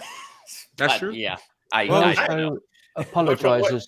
also apologize as well as a Brit for Jon Snow saying in the movie, it really puts me out. I'm sorry, right? Why didn't you help with Thanos? Like, I'm English and everything. Yeah, it's Thanos, mate. Yeah, it's the way he goes back and puts his hands against Wolf. So why didn't you help with Thanos? And just looks at us like, dude, come on. Sorry, I just have to get that. There's one thing in the movie. No, here's my one thing. Now that you brought that up, Ramon, here's mine. You had 2 Stark brothers in this movie. You had Jon Snow and you had Robb Stark, and you don't capitalize on that. What the crap are you thinking? I know. They should have had a bit more of them too. He's like, you look like you can be my brother. Hey, they wanted the same woman. They should... it was impossible. They wanted the same one. I'm trying to talk about Blade and Black Knight, but hey. Well, I can't wait to talk about that. Let me go back to that, Matthew, because actually you have the comic history here that I need. So I wanted to be interested in Black Knight, right? I wanted to be interested. Okay, but see, me having no experience with this whatsoever, I didn't even know what Black Knight was. So when you got to that post-credit scene and he touches the sword, I'm like, oh, that's cool. And then you hear that voice, which you now hear is Mahershala Ali, Blade, which, but you don't know that when you're watching this movie. Yeah. So for people who have a comic book background, I'm betting their reaction was, oh my gosh. My reaction was, what the? Yeah, so at the end of the movie, I'll never forget it because as soon as that post-credit scene ended, everyone was quiet, and I was just like out loud. I was like, Same. I was the only one in the theater laughing. Like I was like, and everyone was looking at me, and they're like, "Why is this dude laughing?" Because I was like, But as far as setting up Black Knight, as a comic book fan who read everything with the Ebony Blade, as soon as I saw it, I was like, "Hey, yo, we here, bro. This is it. This is the time." See, this is where I would have trolled at that moment in time. At the end, I would have gone, "Oh my god, that's Tony Stark," and everyone would have like. Hey, I don't think, in my personal opinion, I don't think they really set up enough with Black Knight to get people who don't know about him excited. I feel like and people that's where I was. Yeah, so people who know of him, they're like, "Oh shoot, this is it. We're here." And then, everything with Blade, we're like, that's why at the end of the movie, I was like, but like everyone else was completely lost. They were like, "Who is this dude? Yeah, what is he about?" So I get it. I don't think they set that up right. I think they could have done more. And that's where I feel bad because it's like I watched some videos and I figured out a little bit about Black Knight, and it's like, okay, that's semi-interesting at least. But for me, who went in cold and I'd never even heard of this character. I didn't know this character existed. And Excalibur and everything that was mentioned, yeah. Yeah, and I heard Excalibur mentioned, but there's no way I'm going to connect all those dots. And so, as soon as they show the blade, I'm just like, so this is what I was talking about earlier. I was like, number one, I don't know what this was setting up. And number two, why do I care? I spent no time with Jon Snow. There's no part of me that is connected to him as a character. Why do I care he's being set up for anything? So that if I'm going back to negatives, that's one of my negatives. Can we call him Kit Harington? His name? Yeah, we can. I'm just so you know nothing, Jon Snow. I wanted to be more connected to Kit Harington. I just wasn't. King of the North. King of the North. Call him by his actual name in the movie. Like, what was his name in the movie? Was it Dane? I don't even know his name. Dane Whitman. Dane. Yeah. See, I didn't even know that. He's in like 3 scenes, and one of them being that scene at the end. And I'm like, why do I care? Oh, anyway. Yesterday, kind of a fun story involving the whole Jon Snow name is my dad, who, as you guys know, has no familiarity with the Eternals, and he also has not watched Game of Thrones. He's noticed some people calling him Jon Snow. So he was asking me, he was like, "Who's Jon Snow?" And I was like, "I don't know." I was like, "I know he's from Game of Thrones." I was like, "I don't know anything about him." You should have told me that earlier on the stream. I would have proper wound him up. I only thought about it now. And he was like, I was like, his character from Game of Thrones. I was like, he's the guy is in Eternals. He was like, are they crossing them over? And I was like, no. I was like, they're not crossing them over. I'm like, I'm willing to bet that whoever you were watching, I think it was Durbin. I'm not 100% sure. I think it was Durbin. It had to have been me during their because I called him podcast Jon yesterday. Snow throughout my whole review. The whole review, I Yeah, called him okay. Jon Snow. I think it was that then, and he Right. was like, well, Durbin kept calling him Jon Snow. I'm like, that's just a character he plays in Game of Thrones. I'm like, Right, remember different that, Seth. character. Next week's show, I'll say it now because we might not get a chance to talk offline. Next week's show, when he's there, we'll start chucking in Jon Snow references. So he's like, what? Yeah, it's interesting too about the Black Knight. I mean, he's not a character that I'm super excited about. I am interested to see that apparently there's a connection between he and Blade because I keep calling her Zoe, but Chloe confirmed that was Blade's voice. Yep. So that part has me fascinated to see what that connection is. So I know Blade's like I know he's old. So and I'm not super into, I wasn't super into the Blade comics either. So I am interested to see what happens there with the Blade and that connection. I was actually more excited about Star Fox and Pip at the end because I'm hoping that was a tie or maybe a springboard to us getting the X-Men in the MCU because Pip worked a lot with X Factor. So I didn't know that. I did not know that. So I don't know. Again, I didn't know who Pip or Star Fox was, but the drop that he is Thanos' brother, I was like, all right, you've won me back with this post-credit scene. The Kit Harington post-credit scene, I was utterly lost. And when I learned about Black Knight, I went, I 4% care about this. So the thing I'll say about that scene that was more exciting to me, it wasn't necessarily the Black, it was more the Ebony Blade. Yes. And the reason why I hate Spikey for this, but I think that he was like, oh, Dane Whitman, he's got the Ebony Blade here, and right behind him is Blade. And I was like, why would you do that? I don't think there's really any correlation. I think that they're going to probably pop up in a different series on Disney Plus, probably like Moonlight, most likely. Yeah. Oh, yeah. And I think that there's just a tie-in over for that. But the reason why I was so excited about the Ebony Blade specifically is the history. Like characters like Noel and the symbiotes and Venom and where that can lead if they go the way that I'm hoping they do. And that's the reason why I was so excited because I was like, I'm looking at it, I was like, I know that's the Ebony Blade. I know if he touches it, like what that actually means. And coming off of what with the last Venom movie, you know, and Venom about to tell him, you know, like, you know, there's thousands of years of history here. And I was like, this can lead to Noel. And I was like, I'm so freaking excited. So for me, it was more so the Ebony Blade, more so than Dane. I could care less. I mean, they're going to make him Avenger some kind of way, but the Ebony Blade and the history there is the thing that left me really excited. And then I immediately knew. I was in the theater like, do y'all know who that is? Do y'all know whose voice that is? I was like, that's Mahershala. I was like so excited. But yeah. The Ebony Blade. Oh, did you say the Ebony Blade thing is definitely the thing that also got me super excited too, just because of what it means. Because like Dane Whitman's story, the writers kind of I feel like they didn't really know how to handle him a lot in the comic books. They just kind of just did whatever with him. So it was just like many of the times you see him, it was just like, oh, okay, he's working with the Avengers now, or he's fighting Iron Man in Civil War, and he's doing this or Civil War 2 and whatever. But the Ebony Blade, like Sam was saying, I think that's most of y'all don't have no idea what we're talking about with the Ebony Blade, but there's a lot of like lore with it in terms of the best I can explain it. One of the things about it is it has this bloodthirsty kind of vibe about it that whoever's holding the sword, it tempts them to basically act on their urges to consume and kill, and it's very bloodthirsty. And the only person that can hold it, this thing about Dane, the only person that can actually wield it is someone with a good conscience and someone who can control their emotions and everything like that. So the Ebony Blade is very deep and stuff. So I feel like with what Sam said, that's arguably more exciting because you know a lot of different people can actually wield that sword depending on how they handle it. Blade, you were saying, Al, did you say you wasn't a fan of Blade? Like, did you not like the movies? No. I'm a fan. I'm a fan of Blade. I mean, you guys already know my concern with Blade is I think that,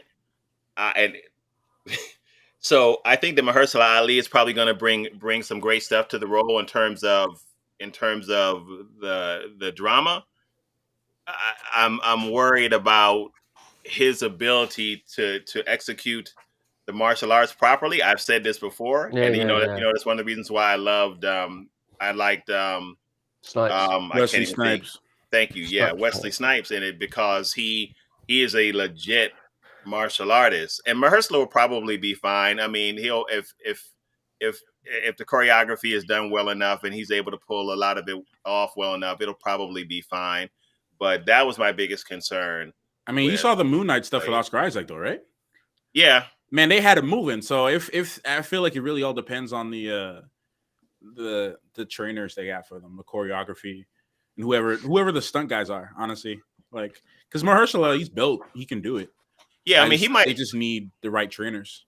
He might be able to pull it off. He might be like what a Keanu was to John Wick or something like that. Even though I feel like Blade's the martial arts execution that Blade would do would probably be a little bit more complex. But as long as we don't get like an Iron Fist, which was especially for Chinese martial arts, which was a travesty. You know what? When you talk about MCU properties, to me, that's the biggest trash fire for me, and that's hard for me to say because that was the one.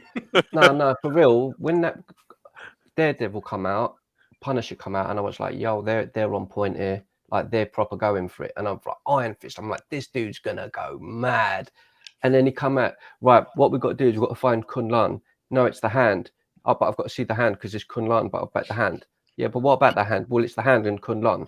But I've got to find Kun Lan and the hand. And I'm like, dude, is this all you're going to say? Like, I just didn't like that show. Hey, give me the cinema. Look, for Blade, I feel like apart from the fighting, we need good cinematography.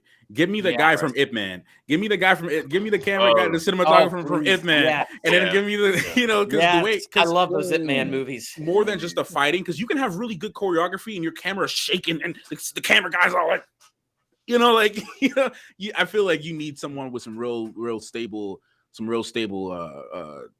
Gareth. You see Gareth Evans. I see that.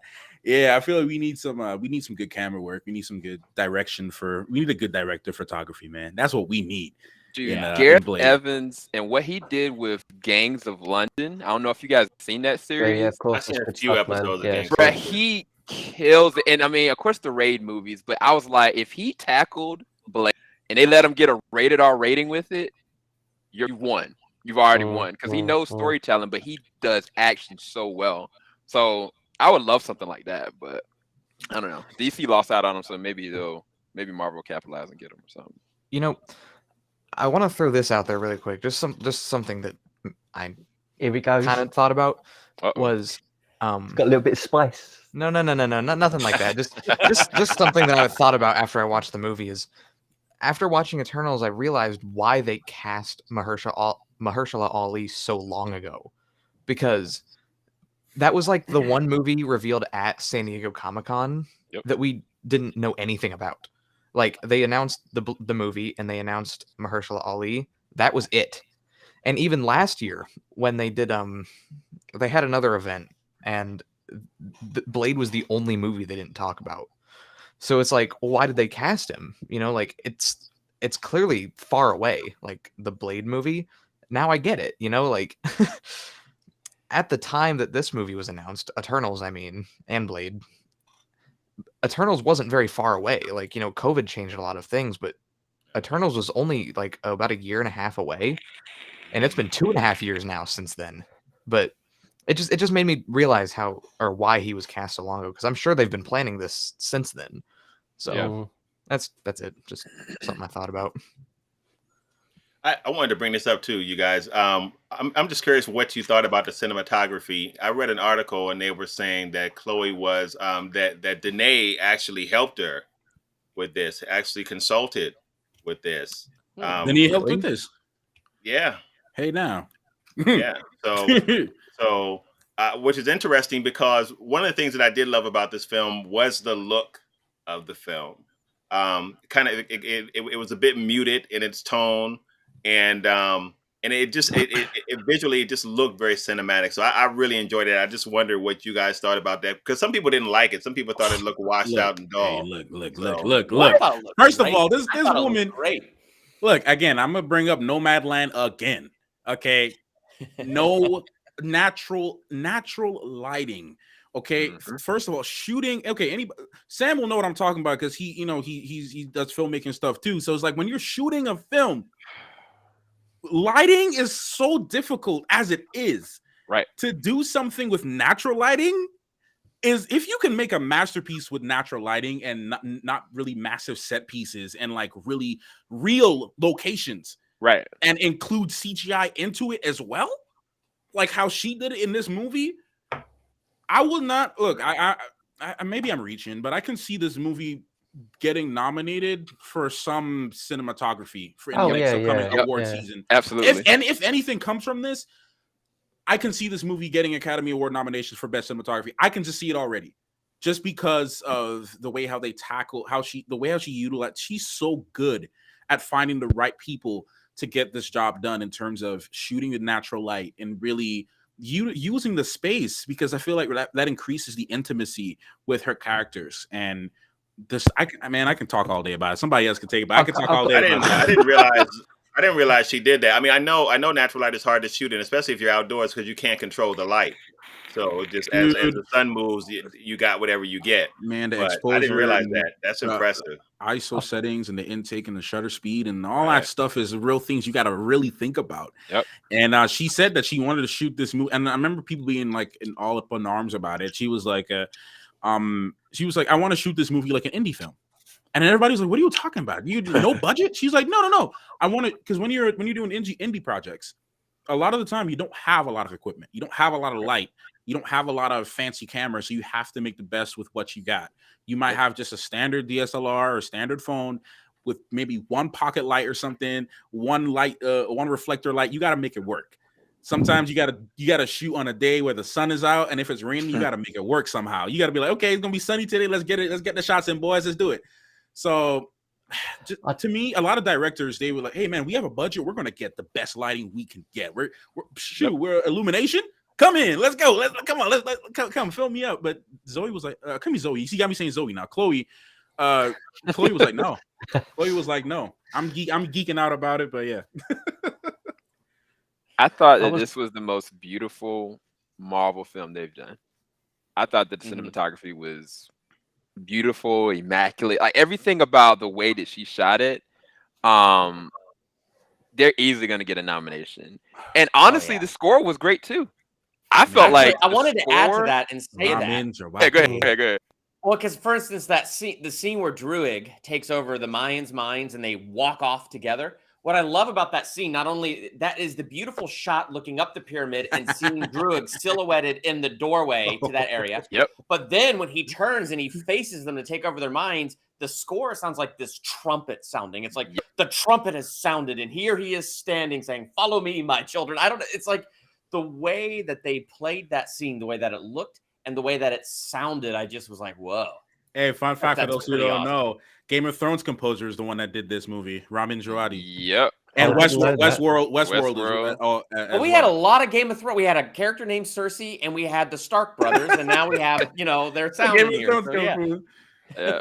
That theme, I was actually listening to that theme all day today. Oh yeah, the original Iron Man. I don't know if it was like the cinematography or not, but when I was at the theater, I did get an electric shock because I was licking the screen when Angelina was on it.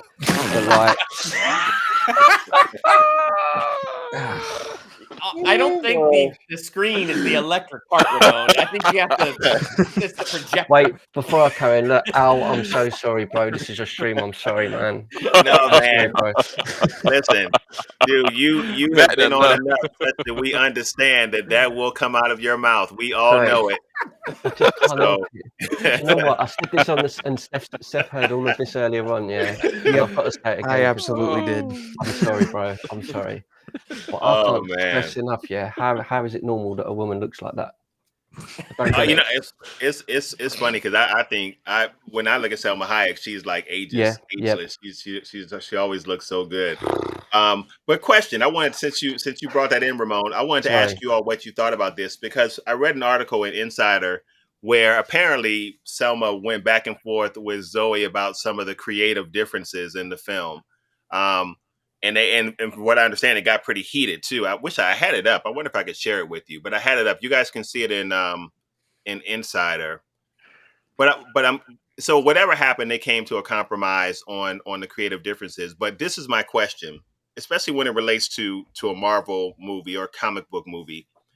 Do you think that actors should even be getting involved in the creative decision making of a film if they are not familiar with the source material? Now, I don't know that Selma Hayek was or was not, but if she does not know the source material, should she even be asking to change this or that in the film? That's my question. Any actor, not just her, any actor. I got to answer a short thought on that. I feel like it depends. Just because being able to have some type of creative input as an actor can be good because it can help make a character better, especially if the person suggests it. They can know how to really play off something and add more to it. And Durbin's an actor, so I know he can answer this question the best. But you know, being able to have some input in what your character does, especially if you're really invested in it, I feel like can really bring out a great performance. But also, I don't know if they should have exclusive, I guess, rights to say something. Because, okay, source material. Okay, man, this is a really complicated way I'm trying to answer this. Okay, so it all depends on if they're even using the source material to begin with. I feel like that's what the question really comes down to. Are we even using the source material, or are we using certain rules that are created by, you know, how we're going to lay this out going forward? And is the actor familiar with that? So it's a very complicated question to answer on my part, but yeah. I have two examples. One where somebody I think did it right, and one where I think somebody did it wrong. So where you did it right, you have Mark Hamill in The Last Jedi. He came to the director and he said, people are not going to respond well to what you're doing with Luke. People are not going to like it. And I think the director listened to him, but ultimately made the call, we're going this direction. And you know what Mark Hamill did right? He goes, hey, I disagreed, but he's my director and I did what he said. If you're just an actor, I think that's the way to go. I really do. Voice your opinion. And if you're a good director, you're going to listen to what your actor is saying, especially somebody like Mark Hamill, who's played Luke all of this time. You're wise to listen. But Mark Hamill was wise. In the end, he knew his job. He knew what he was hired to do. So he said, whatever the director says goes. Here's who did it wrong. Edward Norton with The Incredible Hulk. There's a reason Mark Ruffalo is the Hulk, because Edward Norton went too nuts over, I'm Edward freaking Norton, man. So this is what's going to happen. And I'm taking this creative control. And it's like, it's more than just this one movie. They're building a universe. And I know that was a new concept at that time. But Edward Norton did it wrong. And I agree with the decision that he's not part of the MCU because he did that wrong. If you're an actor / producer, yes, you get some more say. You got some more authority. If you're an actor / writer, you probably got some more authority. If you're hired to be an actor, I feel like voice your opinion, voice your concerns, because you need to bring this character to life. But if you're just the actor, in the end, if you want to keep working, just in the end, you got to do what your director says. Yeah. I completely agree with you. I think it'd be one thing if she's like an executive producer or possibly a producer and she had a little bit more creative input to how the framing of the movie is going to be, then maybe, yeah. But all she can really ultimately do is suggest, because she signed on for this role. If she doesn't want to abide by what the director wants to do or what the studio wants to do, then she can respectfully leave. But all she can really do is make a suggestion. Because I can imagine Heath Ledger in the middle of shooting with The Dark Knight with Christopher Nolan. Christopher Nolan gave him the framework, but Heath is like developing this new form of this character. He probably was like, no, I can do it this way. Or no, I want to try to do it this way. What do you think, Chris? He's not saying, no, I need to do it this way. I got to do it this way. Like, there's a way, there's levels to it. There's levels to it to make it respectful and at the same time work out. And some stuff, I mean, if it's not going to work out, it looks like you're going to shoot your foot, then you got to take it up to a different ladder. But I don't know. Some stuff you got to keep in house, in my personal opinion. I agree. I think it's a difficult one. I think it's a difficult one because when you said you said just now the first one, not Hulk. Who was it before you said Hamill? I think he's got to do the respectful thing as an actor because he's paid to do a job. But it's frustrating for me because I really didn't like that movie and I thought Luke was destroyed, to be honest. But I think a lot of us could agree with that sentiment. It's what is the right balance. If you're hired to do a specific thing, you can voice what you've got to say and say, look, I believe this is wrong. If they just ignore it, then yeah, you just have to go on because that's what you're paid to do. But it is a difficult one because in the instance you said Heath Ledger, I remember like if you think of actors like Marlon Brando and that, they've notoriously just went off and done their own thing, and they're fantastic actors. So I think it's finding that balance. Yeah, Seth, what do you reckon, dude? I mean, I I don't know. I don't really. I think Durbin worded it best though. You know, like I think an actor and a director. This goes for both. An actor can give their input. You know, hey, you know, this is how I feel about the movie. But if a director says, you know, I don't really like that idea, I think this is what we're going to stick to. I think it's respectful for an actor to be like, all right, you know, you're the director. You know, you hired me for this job. I'm going to do the job. But like, you know, the respect has to go both ways, because if an actor wants to suggest something, you can't have the director be like, no, get that out of here. Why would you ever want to do it? You don't want. They both have to be respectful, and you know, I think the way Durbin mentioned it with The Last Jedi is perfect. Like, while you were saying that, I was like, that is like the best example I could possibly imagine. I think that's one of the main, not one of the main things, but one of the gripes with the movie. Again, personal opinion.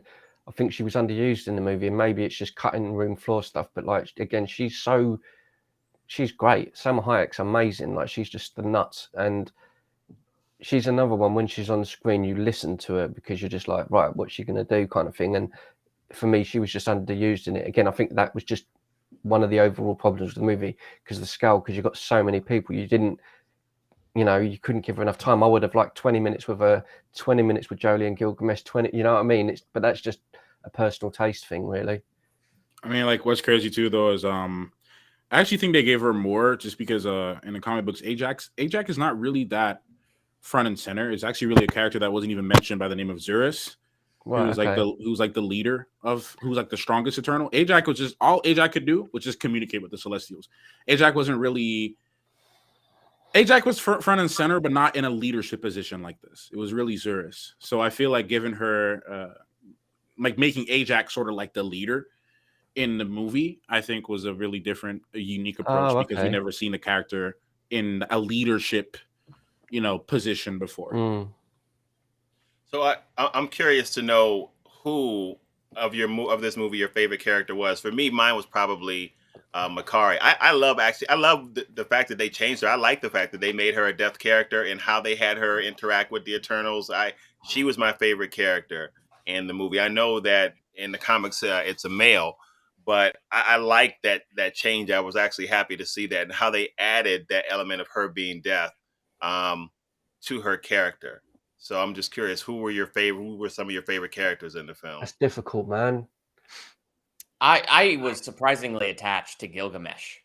I don't know why, but when he died, I was really ticked off, because I really liked him, and it was kind of cool he's the inspiration of the tale of Gilgamesh and Enkidu, kind of like Athena is Athena. So I love that whole mythology connection, but I really liked Gilgamesh, and probably because of how he was such a protector over Athena. Like, she was going through something difficult, was putting her in a very vulnerable place, and he goes, no, you can't take her memories. And he was the one who vouched for her, stood for her, and said, I will watch over her. Like, all these things made me really attached to his character. So probably him. And then Druig, just because his character was really interesting. And he was the one that probably had, other than Icarus, one of the greatest inner conflicts in the movie. So probably those two for me. He was great, man. Druig, really good, really great performance, man. In response to what Durbin is saying, real quick, with Gilgamesh, I liked him in the movie. Like, when he was on screen, I thought he was entertaining. He was fun, and I liked his relationship with Athena, kind of being her protector. But I'll be honest, when he died, I didn't really feel anything. Like, I didn't feel like I wasn't sad by it. I was just like, oh, all right. I don't know why I was mad. He's been here for 20 I can't minutes. Go back and give you an intelligent answer. I'm not asking for that. If you felt sad, then you felt sad. I'm just saying. I didn't. I'm not impressed with you, Chef, to be quite honest. Well, that's unfortunate. I guess I'll say this, though. My favorites, I'm going to sound like a crazy person when I say Icarus, but I liked Icarus. I liked his whole idea. I liked the idea that, you guys kind of touched on this earlier, but I liked the whole idea of there wasn't really a villain. He wasn't like yes, he was kind of the one. He was the final fight, but he wasn't necessarily a villain. He was still doing what he was told to do. Kind of. I like the idea of being able to really see both sides, and also purely for entertainment reasons, I liked Kingo a lot.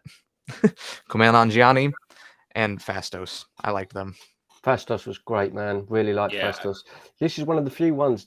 Sorry, I'm gonna have to ruin it for you, bro. I can't name one. I'm looking at it now, looking at my list of older characters now, and I go, I really like Droog. I really like Gilgamesh. I love Fina for being a red hot blooded man. But for obvious, I love Makari. I can't really say there's one, because I genuinely liked a lot of the different characters. I liked all of them in their own way. One thing, we'll get to that. Things with dislikes, I'll bring it up later. But I can't really say there's someone that's the one, because I liked a lot of them. Sorry. No worries. Actually, that was going to be my next place, and we talked a little bit about dislikes, just to see what your dislikes were as we get ready to land this plane. But I will tell you, and for me, it was the writing in some of the places was I'm not even sure how to talk about it, but the writing needed some work in some places. It seemed misplaced, and it almost seemed inconsistent. I don't know. I'm not sure who wrote Eternals. Did Zoe write it with someone else? Chloe's. I think she wrote it on her own. I'll look it up right now. I know she at least had some involvement with the screenplay. But yeah, so just some of the writing in some places, to me, and then sometimes it was really bad. I'm like, wow, this is really bad. This is first draft bad. So, but that was my biggest issue. I understand people's argument with not getting enough character development. I can see that. I didn't really have an issue with that though, because I thought on the whole, just the story as a whole was good. And for me, it wasn't necessarily about developing each character to the extent possible that they could, but really about telling the broader story. But the dialogue in some places, I was like, oh man, this is really bad. So that was my biggest issue with it. I actually didn't. So I'm going to see it again for a second time tomorrow. So the script wasn't. I can't really comment too much on the script to say I agree or disagree, just because I haven't really focused on it. I was just personally just trying to take in everything as one package. Normally on my first viewing, that's what it is for me. I just try to take everything in one go, like the music, the acting, cinematography, just kind of take it in. Normally it's where I never really tell people. I don't think I actually talked about this, but normally when I rewatch a movie, I would probably see maybe about 3 or 4 more times, all for for one single purpose. So one purpose would be to listen strictly for the music, and then the next time I would watch would be just to focus on the script, and the third time would watch would be to focus on costume designs and set pieces, and I would just keep going, just really just tuning in my attention on one very specific aspect of the film. So I mean, I can't really comment on the script, but I did feel that there was something off with it, with some execution, with certain things and certain stories. It was just it felt like, what am I going to add here? Am I just going to just say this, or am I going to just do this? But yeah, no, that's all I have to say about the script. Deb? For me, it's just the character development. I mean, I love good stories and I love good character. I love the depth that it was going into. And I've said this before, I love the mythology that they were building out. So that was kind of interesting. Somebody left a comment in there wanting me to talk about In the Beginning and comparing that to my love for the Chronicles of Narnia and other C.S. Lewis books where he goes in the beginning, and it's like, oh man, I'm going to have to do a whole video on that. But I mean, just for me, some of those characters were interesting. Biological analysis. Yes. And I wanted to go deeper with them. And it's not like I needed to go deeper with all 10, but there were just some that were particularly interesting, and it just didn't reach what I wanted to reach with those characters. And so that was something I really wanted to attach to more, and I didn't. For instance, and I'll say it again, Kit Harington at the end. I would like to care, even if I didn't know that that's Blade's voice, even if I didn't know what the sword was. I would like to have been connected enough with his character that when he's talking to Cersei and he says, "I lied to you about my family history," I wanted to lean forward and go, "Oh my gosh, who are you in the MCU?" But I didn't. I was just like, dude, I don't know you.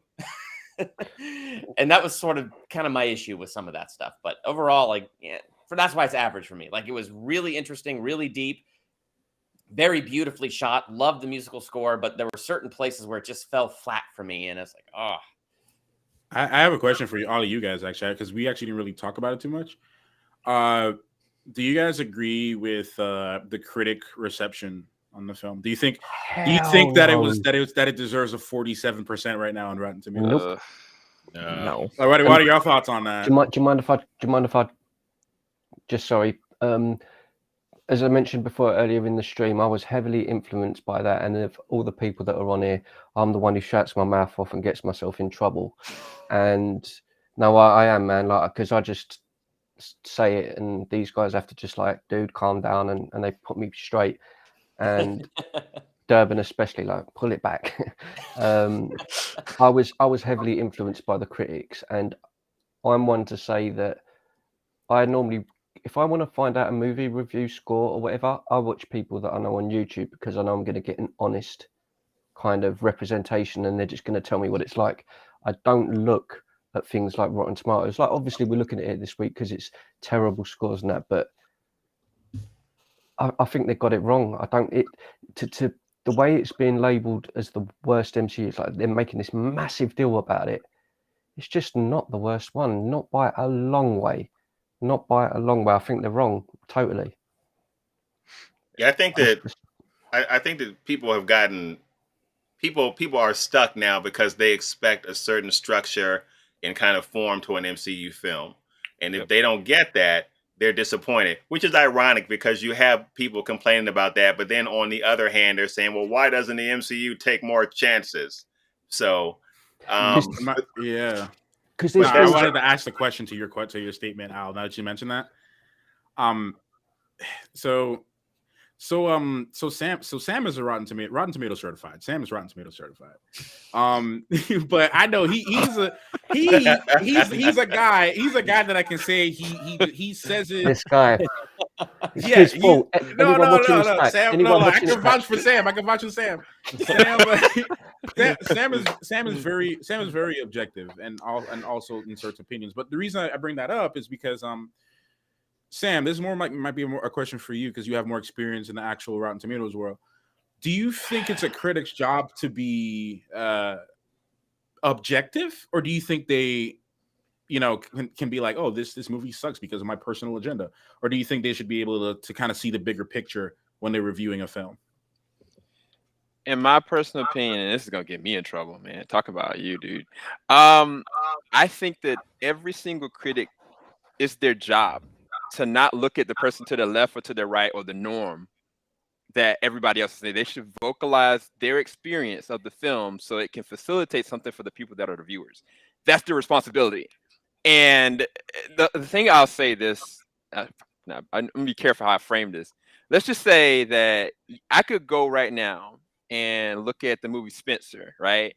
And I think that Spencer is a great film, and I'll say all these great things about it, and I give it like maybe a 9 out of 10 or something like that. There's still a marker on that notification that even if I put it as a 9 out of 10, I can still put it as rotten. And a lot of people think, oh, it's an error, but no. Every critic has the full range to say if it's rotten or if it's fresh, and they also have the option to be able to put it to whatever number rating they want to. But to what you're asking me, Matt, I think that when it comes to this film, a lot of people wanted it to be what they wanted it to be, and it was so off kilter one way, left or right, that they were like, okay, well, I don't know if I really like it or not. And then this person said it, and it's like, okay, well, we're gonna go down this route with it. And to me, when I really broke down the movie, one of my fellow critics, his name's Lucas, like, he is probably the most shrewdest, harshest critic that I know. Like he is probably the worst. Lucas don't like nothing, man. Lucas don't like nothing. He hates Marvel as much as he hates DC. And the crazy thing about it is that I was looking at all these people like talking trash about the movie, and I was like, this don't seem like a cookie cutter Marvel movie. And we hadn't seen it at the time. And I was like, Lucas, I bet you might like this movie. And sure enough, like he was like, you know what, this movie to me structurally, you know, they didn't take the chance they needed to, and because of that, the movie suffered as a lot of different things that weren't good for him, the film. But in terms of Marvel films, this is up there for him. Like, it's one of his better Marvel films because she ends on that notion. And I feel almost the same that way, if not more so, because I was like, I understand the comic book side, what they were trying to attempt. I know the subject matter, and this is hard to try to allow people that are just normal MCU fans to even understand. But the way that they were trying to tackle it, I was kind of like, I could never give this a 3 out of 10. I could never give this a 5 out of 10. Like, this was something to me that just off the attempt alone, it merited a 6 or above, no matter what. Like, it was never going to be something that I felt like should be treated as rotten. And it was like, the more that I think about the film, the more I really want to see the movie again. I'm not going to lie to you guys. I've seen it once. And I really want to see it again. I was like, I wish it was on Disney Plus. I wish I could go to an IMAX to see it just for the aspect ratio. There's so many different things to really gush about this movie, even if it is disjointed, even if they don't commit, even if they add a lot of like Marvel things to try to keep it in a blueprint. It almost seems like Chloe is like stifled at times. The movie structurally is nowhere near as bad as some other MCU films. And I don't know if I have the right to say what other MCU films on this, you know, stream. But there are plenty more Marvel films that are so much worse than what I've seen what they did with this. That's all I'm going to say. With this, I've been giving this like a lot of praise, and it's like a lot of us on here. And Durban's really been the only one who's, like you said, Durb, you're not on it as much as what we've all been. But everything that Durban has said, I've agreed. I do agree with a lot of the things he said. It's not like that, but it's not. I think because I've been influenced so much by what's being said online by the movie that it's this absolute dynamite, terrible film. That wasn't what I watched, and so for me, I'd probably give it a 7 out of 10. I don't think it's a brilliant film. I think it could have been like outstanding. Right. If those things that Durban mentioned, like some of the structure, the character development, some of the writing, I think if they'd have got that right, this would have just been a magnificent film. Right. However, it's still going to be a film that I'm going to keep going back to watching because I just enjoyed watching it, and it's no way near as bad as what people have claimed. I just don't understand it. I have a bigger question, and this is going to be very controversial, so I apologize for any of you guys that take it the wrong way. Yes. Okay, so Zack Snyder's Justice League, not the Justice League, but Zack Snyder's Justice League, right? 4 hours long plus. Loved it. And right now, critics have that at a 70% to 71% fresh rating. Deserves to be higher. And, you know, audiences have it at like a 90-something%, whereas this one is opposite side of it. When you compare the two movies, I hate to say this. I don't want to make this a DC Marvel thing because it's not. I want you to look at both films, and do you think it's because Zack leaned all the way in and committed that makes that difference of appeal? Because I mean, both films are taking certain luxuries a certain kind of way. But when you look at like that Rotten Tomatoes score, what the critics, they didn't have a choice in saying what they did. They could have trashed it, but they trashed all DC movies. But for once, a movie that Zack Snyder did that they didn't. You know, is it because he fully committed that it leaned that way? Because can I answer that one? I want to fight DC's corner after you. I mean, there's a lot. There's so many ways you could get into that answer. Go ahead, Matt. And so, okay, I have like 3 different answers that contradict each other. But the one answer that I have is that I think maybe the differences between this and the Eternals is the fact that people already are familiar with Batman. They're familiar with Wonder Woman. They're familiar with all these DC characters already. We've seen them in different iterations. And now it's just that people have seen them, but they're like, we want to see this from this character, but we're just not getting it. And then, like Sam said, Zach went all the way in, gave us some really cool Flash sequence. Is one of my favorite things I've seen, you know, and everything, you know, with Superman, and like Zach really did his thing. So I feel like the difference is that we already knew these characters, we already knew what we wanted from them, and we actually got somewhat closer to what we really wanted to see from them from the beginning. Whereas the Eternals, no one knew who they were. No one. I was speaking to some other critic friends on, you know, some people on Facebook and other stuff as well, who are also on Rotten Tomatoes. And for them, I spoke to them. They're like, I had no idea who the heck these characters were. This movie just wasn't good. I shouldn't have to read this. This is the famous quote. I shouldn't have to read source material to enjoy a film. Like that's comic book logic. Comic book logic. Yeah. So I mean, no. Just to answer your question, Sam, I feel the difference was people already knew what they wanted from characters who they already knew about. Whereas the Eternals, they just didn't know anything about them to really have any expectations. That's just my answer on that. Yeah. I think I agree. There's a whole lot more familiarity with the Justice League, with the Flash, Batman, Superman. Plus, there was so much hype behind Zack Snyder too. Right. Because we got the Justice League, and I think that was pretty universally not liked. And you could really see that was totally messed with, which I think made everybody really interested to see the original artist vision. And when it was told that he's just going to get to do whatever he wants, it's like, well, then sweet. Yeah, let's get that. And there's so much hype behind that. And I think that's the difference. But I really did like the Snyder Cut. That movie was 4 hours long, and it felt like 2, and I could have sat through more. Like, I mean, my gosh, I just rewatched it again like a couple of days ago. I watched it last night. Like, I knew the time was changing, so I watched it till 1 a.m. It's like, I'm getting that hour back. I don't care. So I watched it again last night. It's such a we're talking about it. Now we're talking about it. Yeah, I know, and I've done this on the stream before. That scene with Cyborg, Dad, bro, that scene. Oh man, that to me, the Joss Whedon one, Cyborg was void. He was a nothing character in the original edit. That scene with Cyborg, from that second on, I was like, that's the best guy in it. I just thought it ripped me apart, man. Like, Zack Snyder's cut is 4 hours long, so it took the time. In that time that it took, it built the characters we haven't met yet. We know the Flash from other versions, but it took the time to build the Flash in this version, so we actually got to know him. The Snyder Cut took the time to build up Cyborg, and we got to know him. So not only did we get this vast, huge DC story of bringing the League together, but we also took the time to build these characters. And there were 6. So that was pretty difficult. So now you go to this movie, and you got 10. That's where it's a no one was going to trust me. No one was going to sit through a 4-hour movie. No. And I'm not saying they should have made it a 4-hour movie. Characters they don't know. I would have. No, I would have. But like, majority of casual, fans trying to get people to sit through 3.5 hours of Endgame was a reach. So with characters that there was a lot of people. An hour every time I sit through it. No, there was a lot of people. Not for me. For me, I sat through Snyder Cut when I did my reaction. I didn't even stand up. I was here. I was already in there. In my really poorly unergonomic chair, and just sitting down for 4 hours, and I'm chilling. So for me, for the hardcore fans, we already know the deal. We already know the vibes. We already know what it is. But a lot of casual people who are not really in this like us. I've seen people in Eternals. I was watching like certain couples get up like I don't know if they got a bladder problem, but I've seen people get up like 30 minutes into the movie to go pee, an hour into the movie to go pee.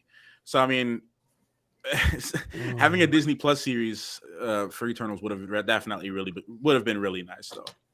Yeah, especially with that budget. But yeah, with the Disney Plus idea, though, like I think this movie works well as a movie. Like I could see the benefits of a Disney Plus show, and I don't know if this is an unpopular opinion or not, but every live action Marvel Studios Disney Plus show that we've gotten so far did not need to be a Disney Plus show and could have easily been movies. Short movie.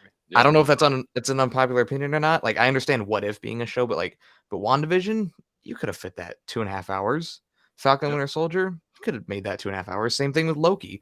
I mean, there was also the cool corporate side of it too. They're trying to sell their Disney Plus. They need subscribers. So there's also the business side of that too. But like on a logical standpoint, I definitely agree with you. They could have made WandaVision easily a movie. or at least 2 movies if they needed to really get the time for it. Or they could have done the same thing with Loki too. That definitely could have been a movie. But you know, Disney, they got to make their bread. You know, they're trying to sell Disney Plus or some new subscribers. So can I fight the corner for DC and say that was the best superhero film that's ever been made? That's my opinion. Only because wait a minute. Wait. Only because, listen, hear me out. Infinity War is by far my favorite Marvel movie. I think that movie is just spectacular. I love that film with a passion. I love Marvel. You know me, I love the Marvel content. But the fact that we actually got a 4-hour movie is like, I still can't get my head around the fact that even happened. Like, we're like, I know it sounds as a nerdy geek fan and everything, I can't believe how lucky we are, bro. We got a 4-hour movie with Cyborg, Superman, and all them in one movie. That's never going to happen again, ever. You know, I was about to say, Ramon, you see my finger shaking. It was hovering over the ejector button. Oh boy! Oh boy! You know, since you said that, I'll throw it in there and say that I agree. Zack Snyder's Justice League is the greatest comic book movie ever made. I would say Zack Snyder's Justice League is probably the most type of comic book movie you'll ever see ever, just simply for the fact that it was a comic book movie. Pow! Like when you see pow and you see blam and you see all the actiony sequences, that's definitely Zack Snyder. Like, I would have felt lucky. I would have felt very, very lucky if we would have got. I know, like you're saying, the timescales, Matthew. Like, people, your casual fans don't really want to sit down for more than maybe like an hour and a half, 2 hours max. They're not about it. If Infinity War and Endgame was one movie, bro, I would have been crying. I would have saying praises. I know it's a long, you're talking 4 hours, 4.5 hours or whatever. I would have come away from that and been like, my brain would have melted. Because I want the 4-hour cut of Dune. Can you give me the 4-hour cut? Hey, look. So about Zack Snyder's Justice League, I can't effectively, in good conscience as a critic, say it's the best superhero movie I've ever seen. It is easily one of the most entertaining. But I do think it's got one of the most iconic superhero moments of any superhero movie. That Flash moment is cemented in my brain forever. Yes. And as much as I love Lawrence Macari and what she does in this Eternals film, it's great. But the people that are saying her scenes in comparison to the Flashes and Zack Snyder, y'all need to just shut up, because there's a scene where there's the building is kind of crumbling around a whole bunch of people. And Barry in like speed is just going, and you just see semblances of moments of him stopping. I was like, this is golden. This is so much like I really wanted to make a whole hour-long video just off of the way that Zack Snyder handled Barry Allen in his movie, because it is easily the most eye-catching thing I've seen all year. And hopefully it gets brought up later on, but yeah, that's one thing I say about it. I hope for DC and Marvel's sake, in regard to the Eternals, whatever, even if they stick with the traditional format of Marvel movies and doing both, I really hope that that's not the last we get to see of that epic scale of films. Because, like you say, if they'd done an Eternals Part 2 and it was 3.5 hours long, I'd sign up for it straight away, because I enjoy it. When it's something like this that I really enjoy, I just get very invested in it, and it's just, I don't know. I just think we're lucky to have had those kind of movies this year. I really do. Hey, we gotta admit though, the Macari scenes, the way how they handled the speed and how they portrayed it was so freaking unique. It was so cool. I was in the theater. I was telling Shannon, I was like, Quicksilver who? You didn't see that coming, who? Right. I'm right. like, what are you talking about? Quicksilver who? I'm like, bet you didn't see that coming. You didn't see her that coming. Fight like, with Icarus, bro. Bro, she was bodying the mess out of his fair, logo. Her and Brian Ty Henry's like power set. I was like, y'all are really powerful. I don't care. Yeah, I know Icarus is supposed to be the strongest, but the way that y'all are being showcased right now, like y'all are amazing. Matter of fact, I wish I would have got more. Zurus yet. We didn't see Zurus. I know Zurus coming. Zurus is the strongest. Icarus ain't nothing. Anyways, no, Macari, she was bodying the mess out of him and his ancestors. Everybody was getting clapped. Everybody, look, Arisham's left toe was feeling that pain. she was going crazy on that. She was messing him up. She was slamming. She was throwing her body at him. I don't know if y'all noticed when he was slamming him into the wall repetitively. She was throwing her body at this man. I'm like, girl, man, look, that's it. Hey, look, barbecue. So you didn't like it, Matthew? You know what, Ramon? Nothing, buddy. nothing. Sorry. Meet me in the hallway, Ramon. No. I'm sorry. Oh, all right, man. Well, listen, you guys. I appreciate it. I gotta land this plane because I gotta eat. I'm starving. Oh, I've got to go to bed, bro. It's 2:00. Oh, that's right. I keep You're in forgetting England, that it's always late for you. That's why you're a soldier, man, because it's like always in the AM over there for you. Yep, 2 a.m. and then I'm going to go straight onto the adult content stuff, just to look at the film angles and because we're talking about the lighting and stuff. I've got to shift it. Yeah, I'm sure. Just saying, man.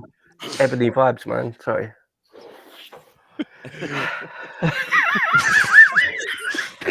Everyone just went dead silent. Everybody did. You guys, I'm Darksiders. You know it's Ramon. Don't act like you haven't seen him before. So. Anybody got orange slices? All right, man. Well, listen, you guys. Is there anything else you want to add before we shut it down? I definitely want to thank you guys for joining us on the stream. Sam, thanks, man, for stopping by. We this collective here, we stream often or as often as we can, man, and so we were glad to have you, and you're definitely welcome back. I appreciate it, man. Al, would you mind sticking in a date, maybe, if because we're all obviously doing our own thing and everyone's busy, and this is the first time we've been together in a long time, all of us, and it'd be great if we could do something for Spider-Man, I reckon. Yeah. Yeah, Spider-Man would be fun. I'm down. You know what I'm saying? down. I'm down for Spider-Man. You already know. I'm good with that. I mean, I feel like we had to switch locations. It doesn't have to be here. Anybody volunteering for that? Hey, look, I as long as the stars collide, I'm here. I'm here. I'm here. I can host it as long as everybody's schedule work out. Yeah, I mean, just let me know. As you guys know, you saw my review for it. I am not super excited about No Way Home because I don't really care about the Sinister Six. I could care less. Me and Sam gonna do it then, because me and Sam hype for this movie. See, I don't care about the Sinister Six, but I care about Doctor Strange. Gosh, that's gonna. I do care about Doctor Strange. Movie of the year. I'm curious to see what they do. What they do with it, but I mean, everybody's the Sinister Six and bringing back. I don't even care about seeing the three Spideys on the same screen, really. So that's why it's a good reason that to makes do for the an interesting show. conversation. Exactly. Right, Seth? Yeah, that's a whole. That would be a really good contrast. Now, if they handle it well, I might. You know me, I'm a flip flopper. So, who's your favorite Spidey? Real quick before we leave. Probably Toby Raimi's. So, all right. So, not Raimi's best movie, but best Spider-Man. Oh well, Holland. Because I feel like that's a totally different question. That's what I was going to say. So, to differentiate, I would say Holland. Holland is the most representative of the Spidey that I love, and he is my favorite superhero for Marvel. But yeah, Toby, Holland, Andrew. Oh, Durbin, you let me down. Holland. I at least I didn't say Andrew. Garfield. You know what? Which I like the Amazing Spider-Man movies better than the Tobey Maguire Spider-Man movies, and I like Holland best of all. I like Holland. I don't know why I was saying I'm disappointed. I like Holland too. I did not my favorite. With Raimi though. Toby, other than Spider-Man 2, I did not connect with the Sam Raimi trilogy. Hey, Garfield had the best action sequences though. Don't play though. No, I feel like his. I like the Garfield. I didn't. Here, I'll leave you off on what I believe is an unpopular opinion. I don't like either of the Amazing Spider-Man movies. That's fair. At all. I don't like either one of them. That is very fair. Soundtrack. Even throwing in my another hot unpopular opinion is I like them both, and even though Amazing Spider-Man 2 is overloaded with villains, I like the whole plot that his dad created the spiders. I'm like, I want more of that. Why did we cancel that? So I was gonna say, throw in another hot take on top of my hot take. I actually like the second one more than the first one. So do I. What?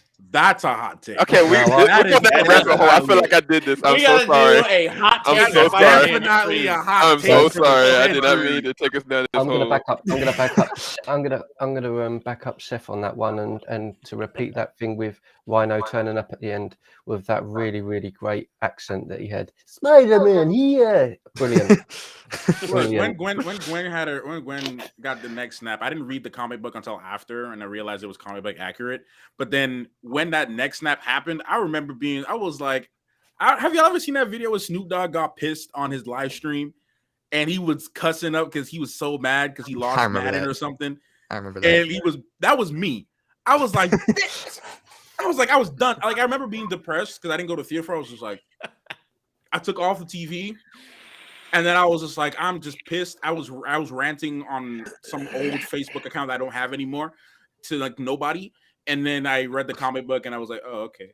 I'm still mad. And I haven't seen the movie since. I've only ever seen the movie. No, I've only seen the movie maybe once or twice. I haven't seen it since. Poor since Al then. is so hungry and he's trying to shoot. land his plane. Yeah, And then I he blame just myself. launched I into am this so whole sorry. Spider-Man I thing. put us down this route. He No, doesn't even man, want you to. guys. You guys are good. I mean, and trust me, I know how it goes. This is what we do. So, Hey, Denzel said that brother's starving.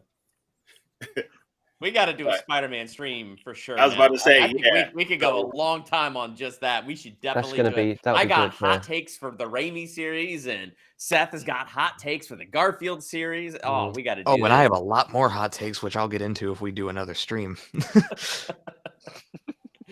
No, man. So thanks again, everybody. Thank you, Darksiders, for hanging out.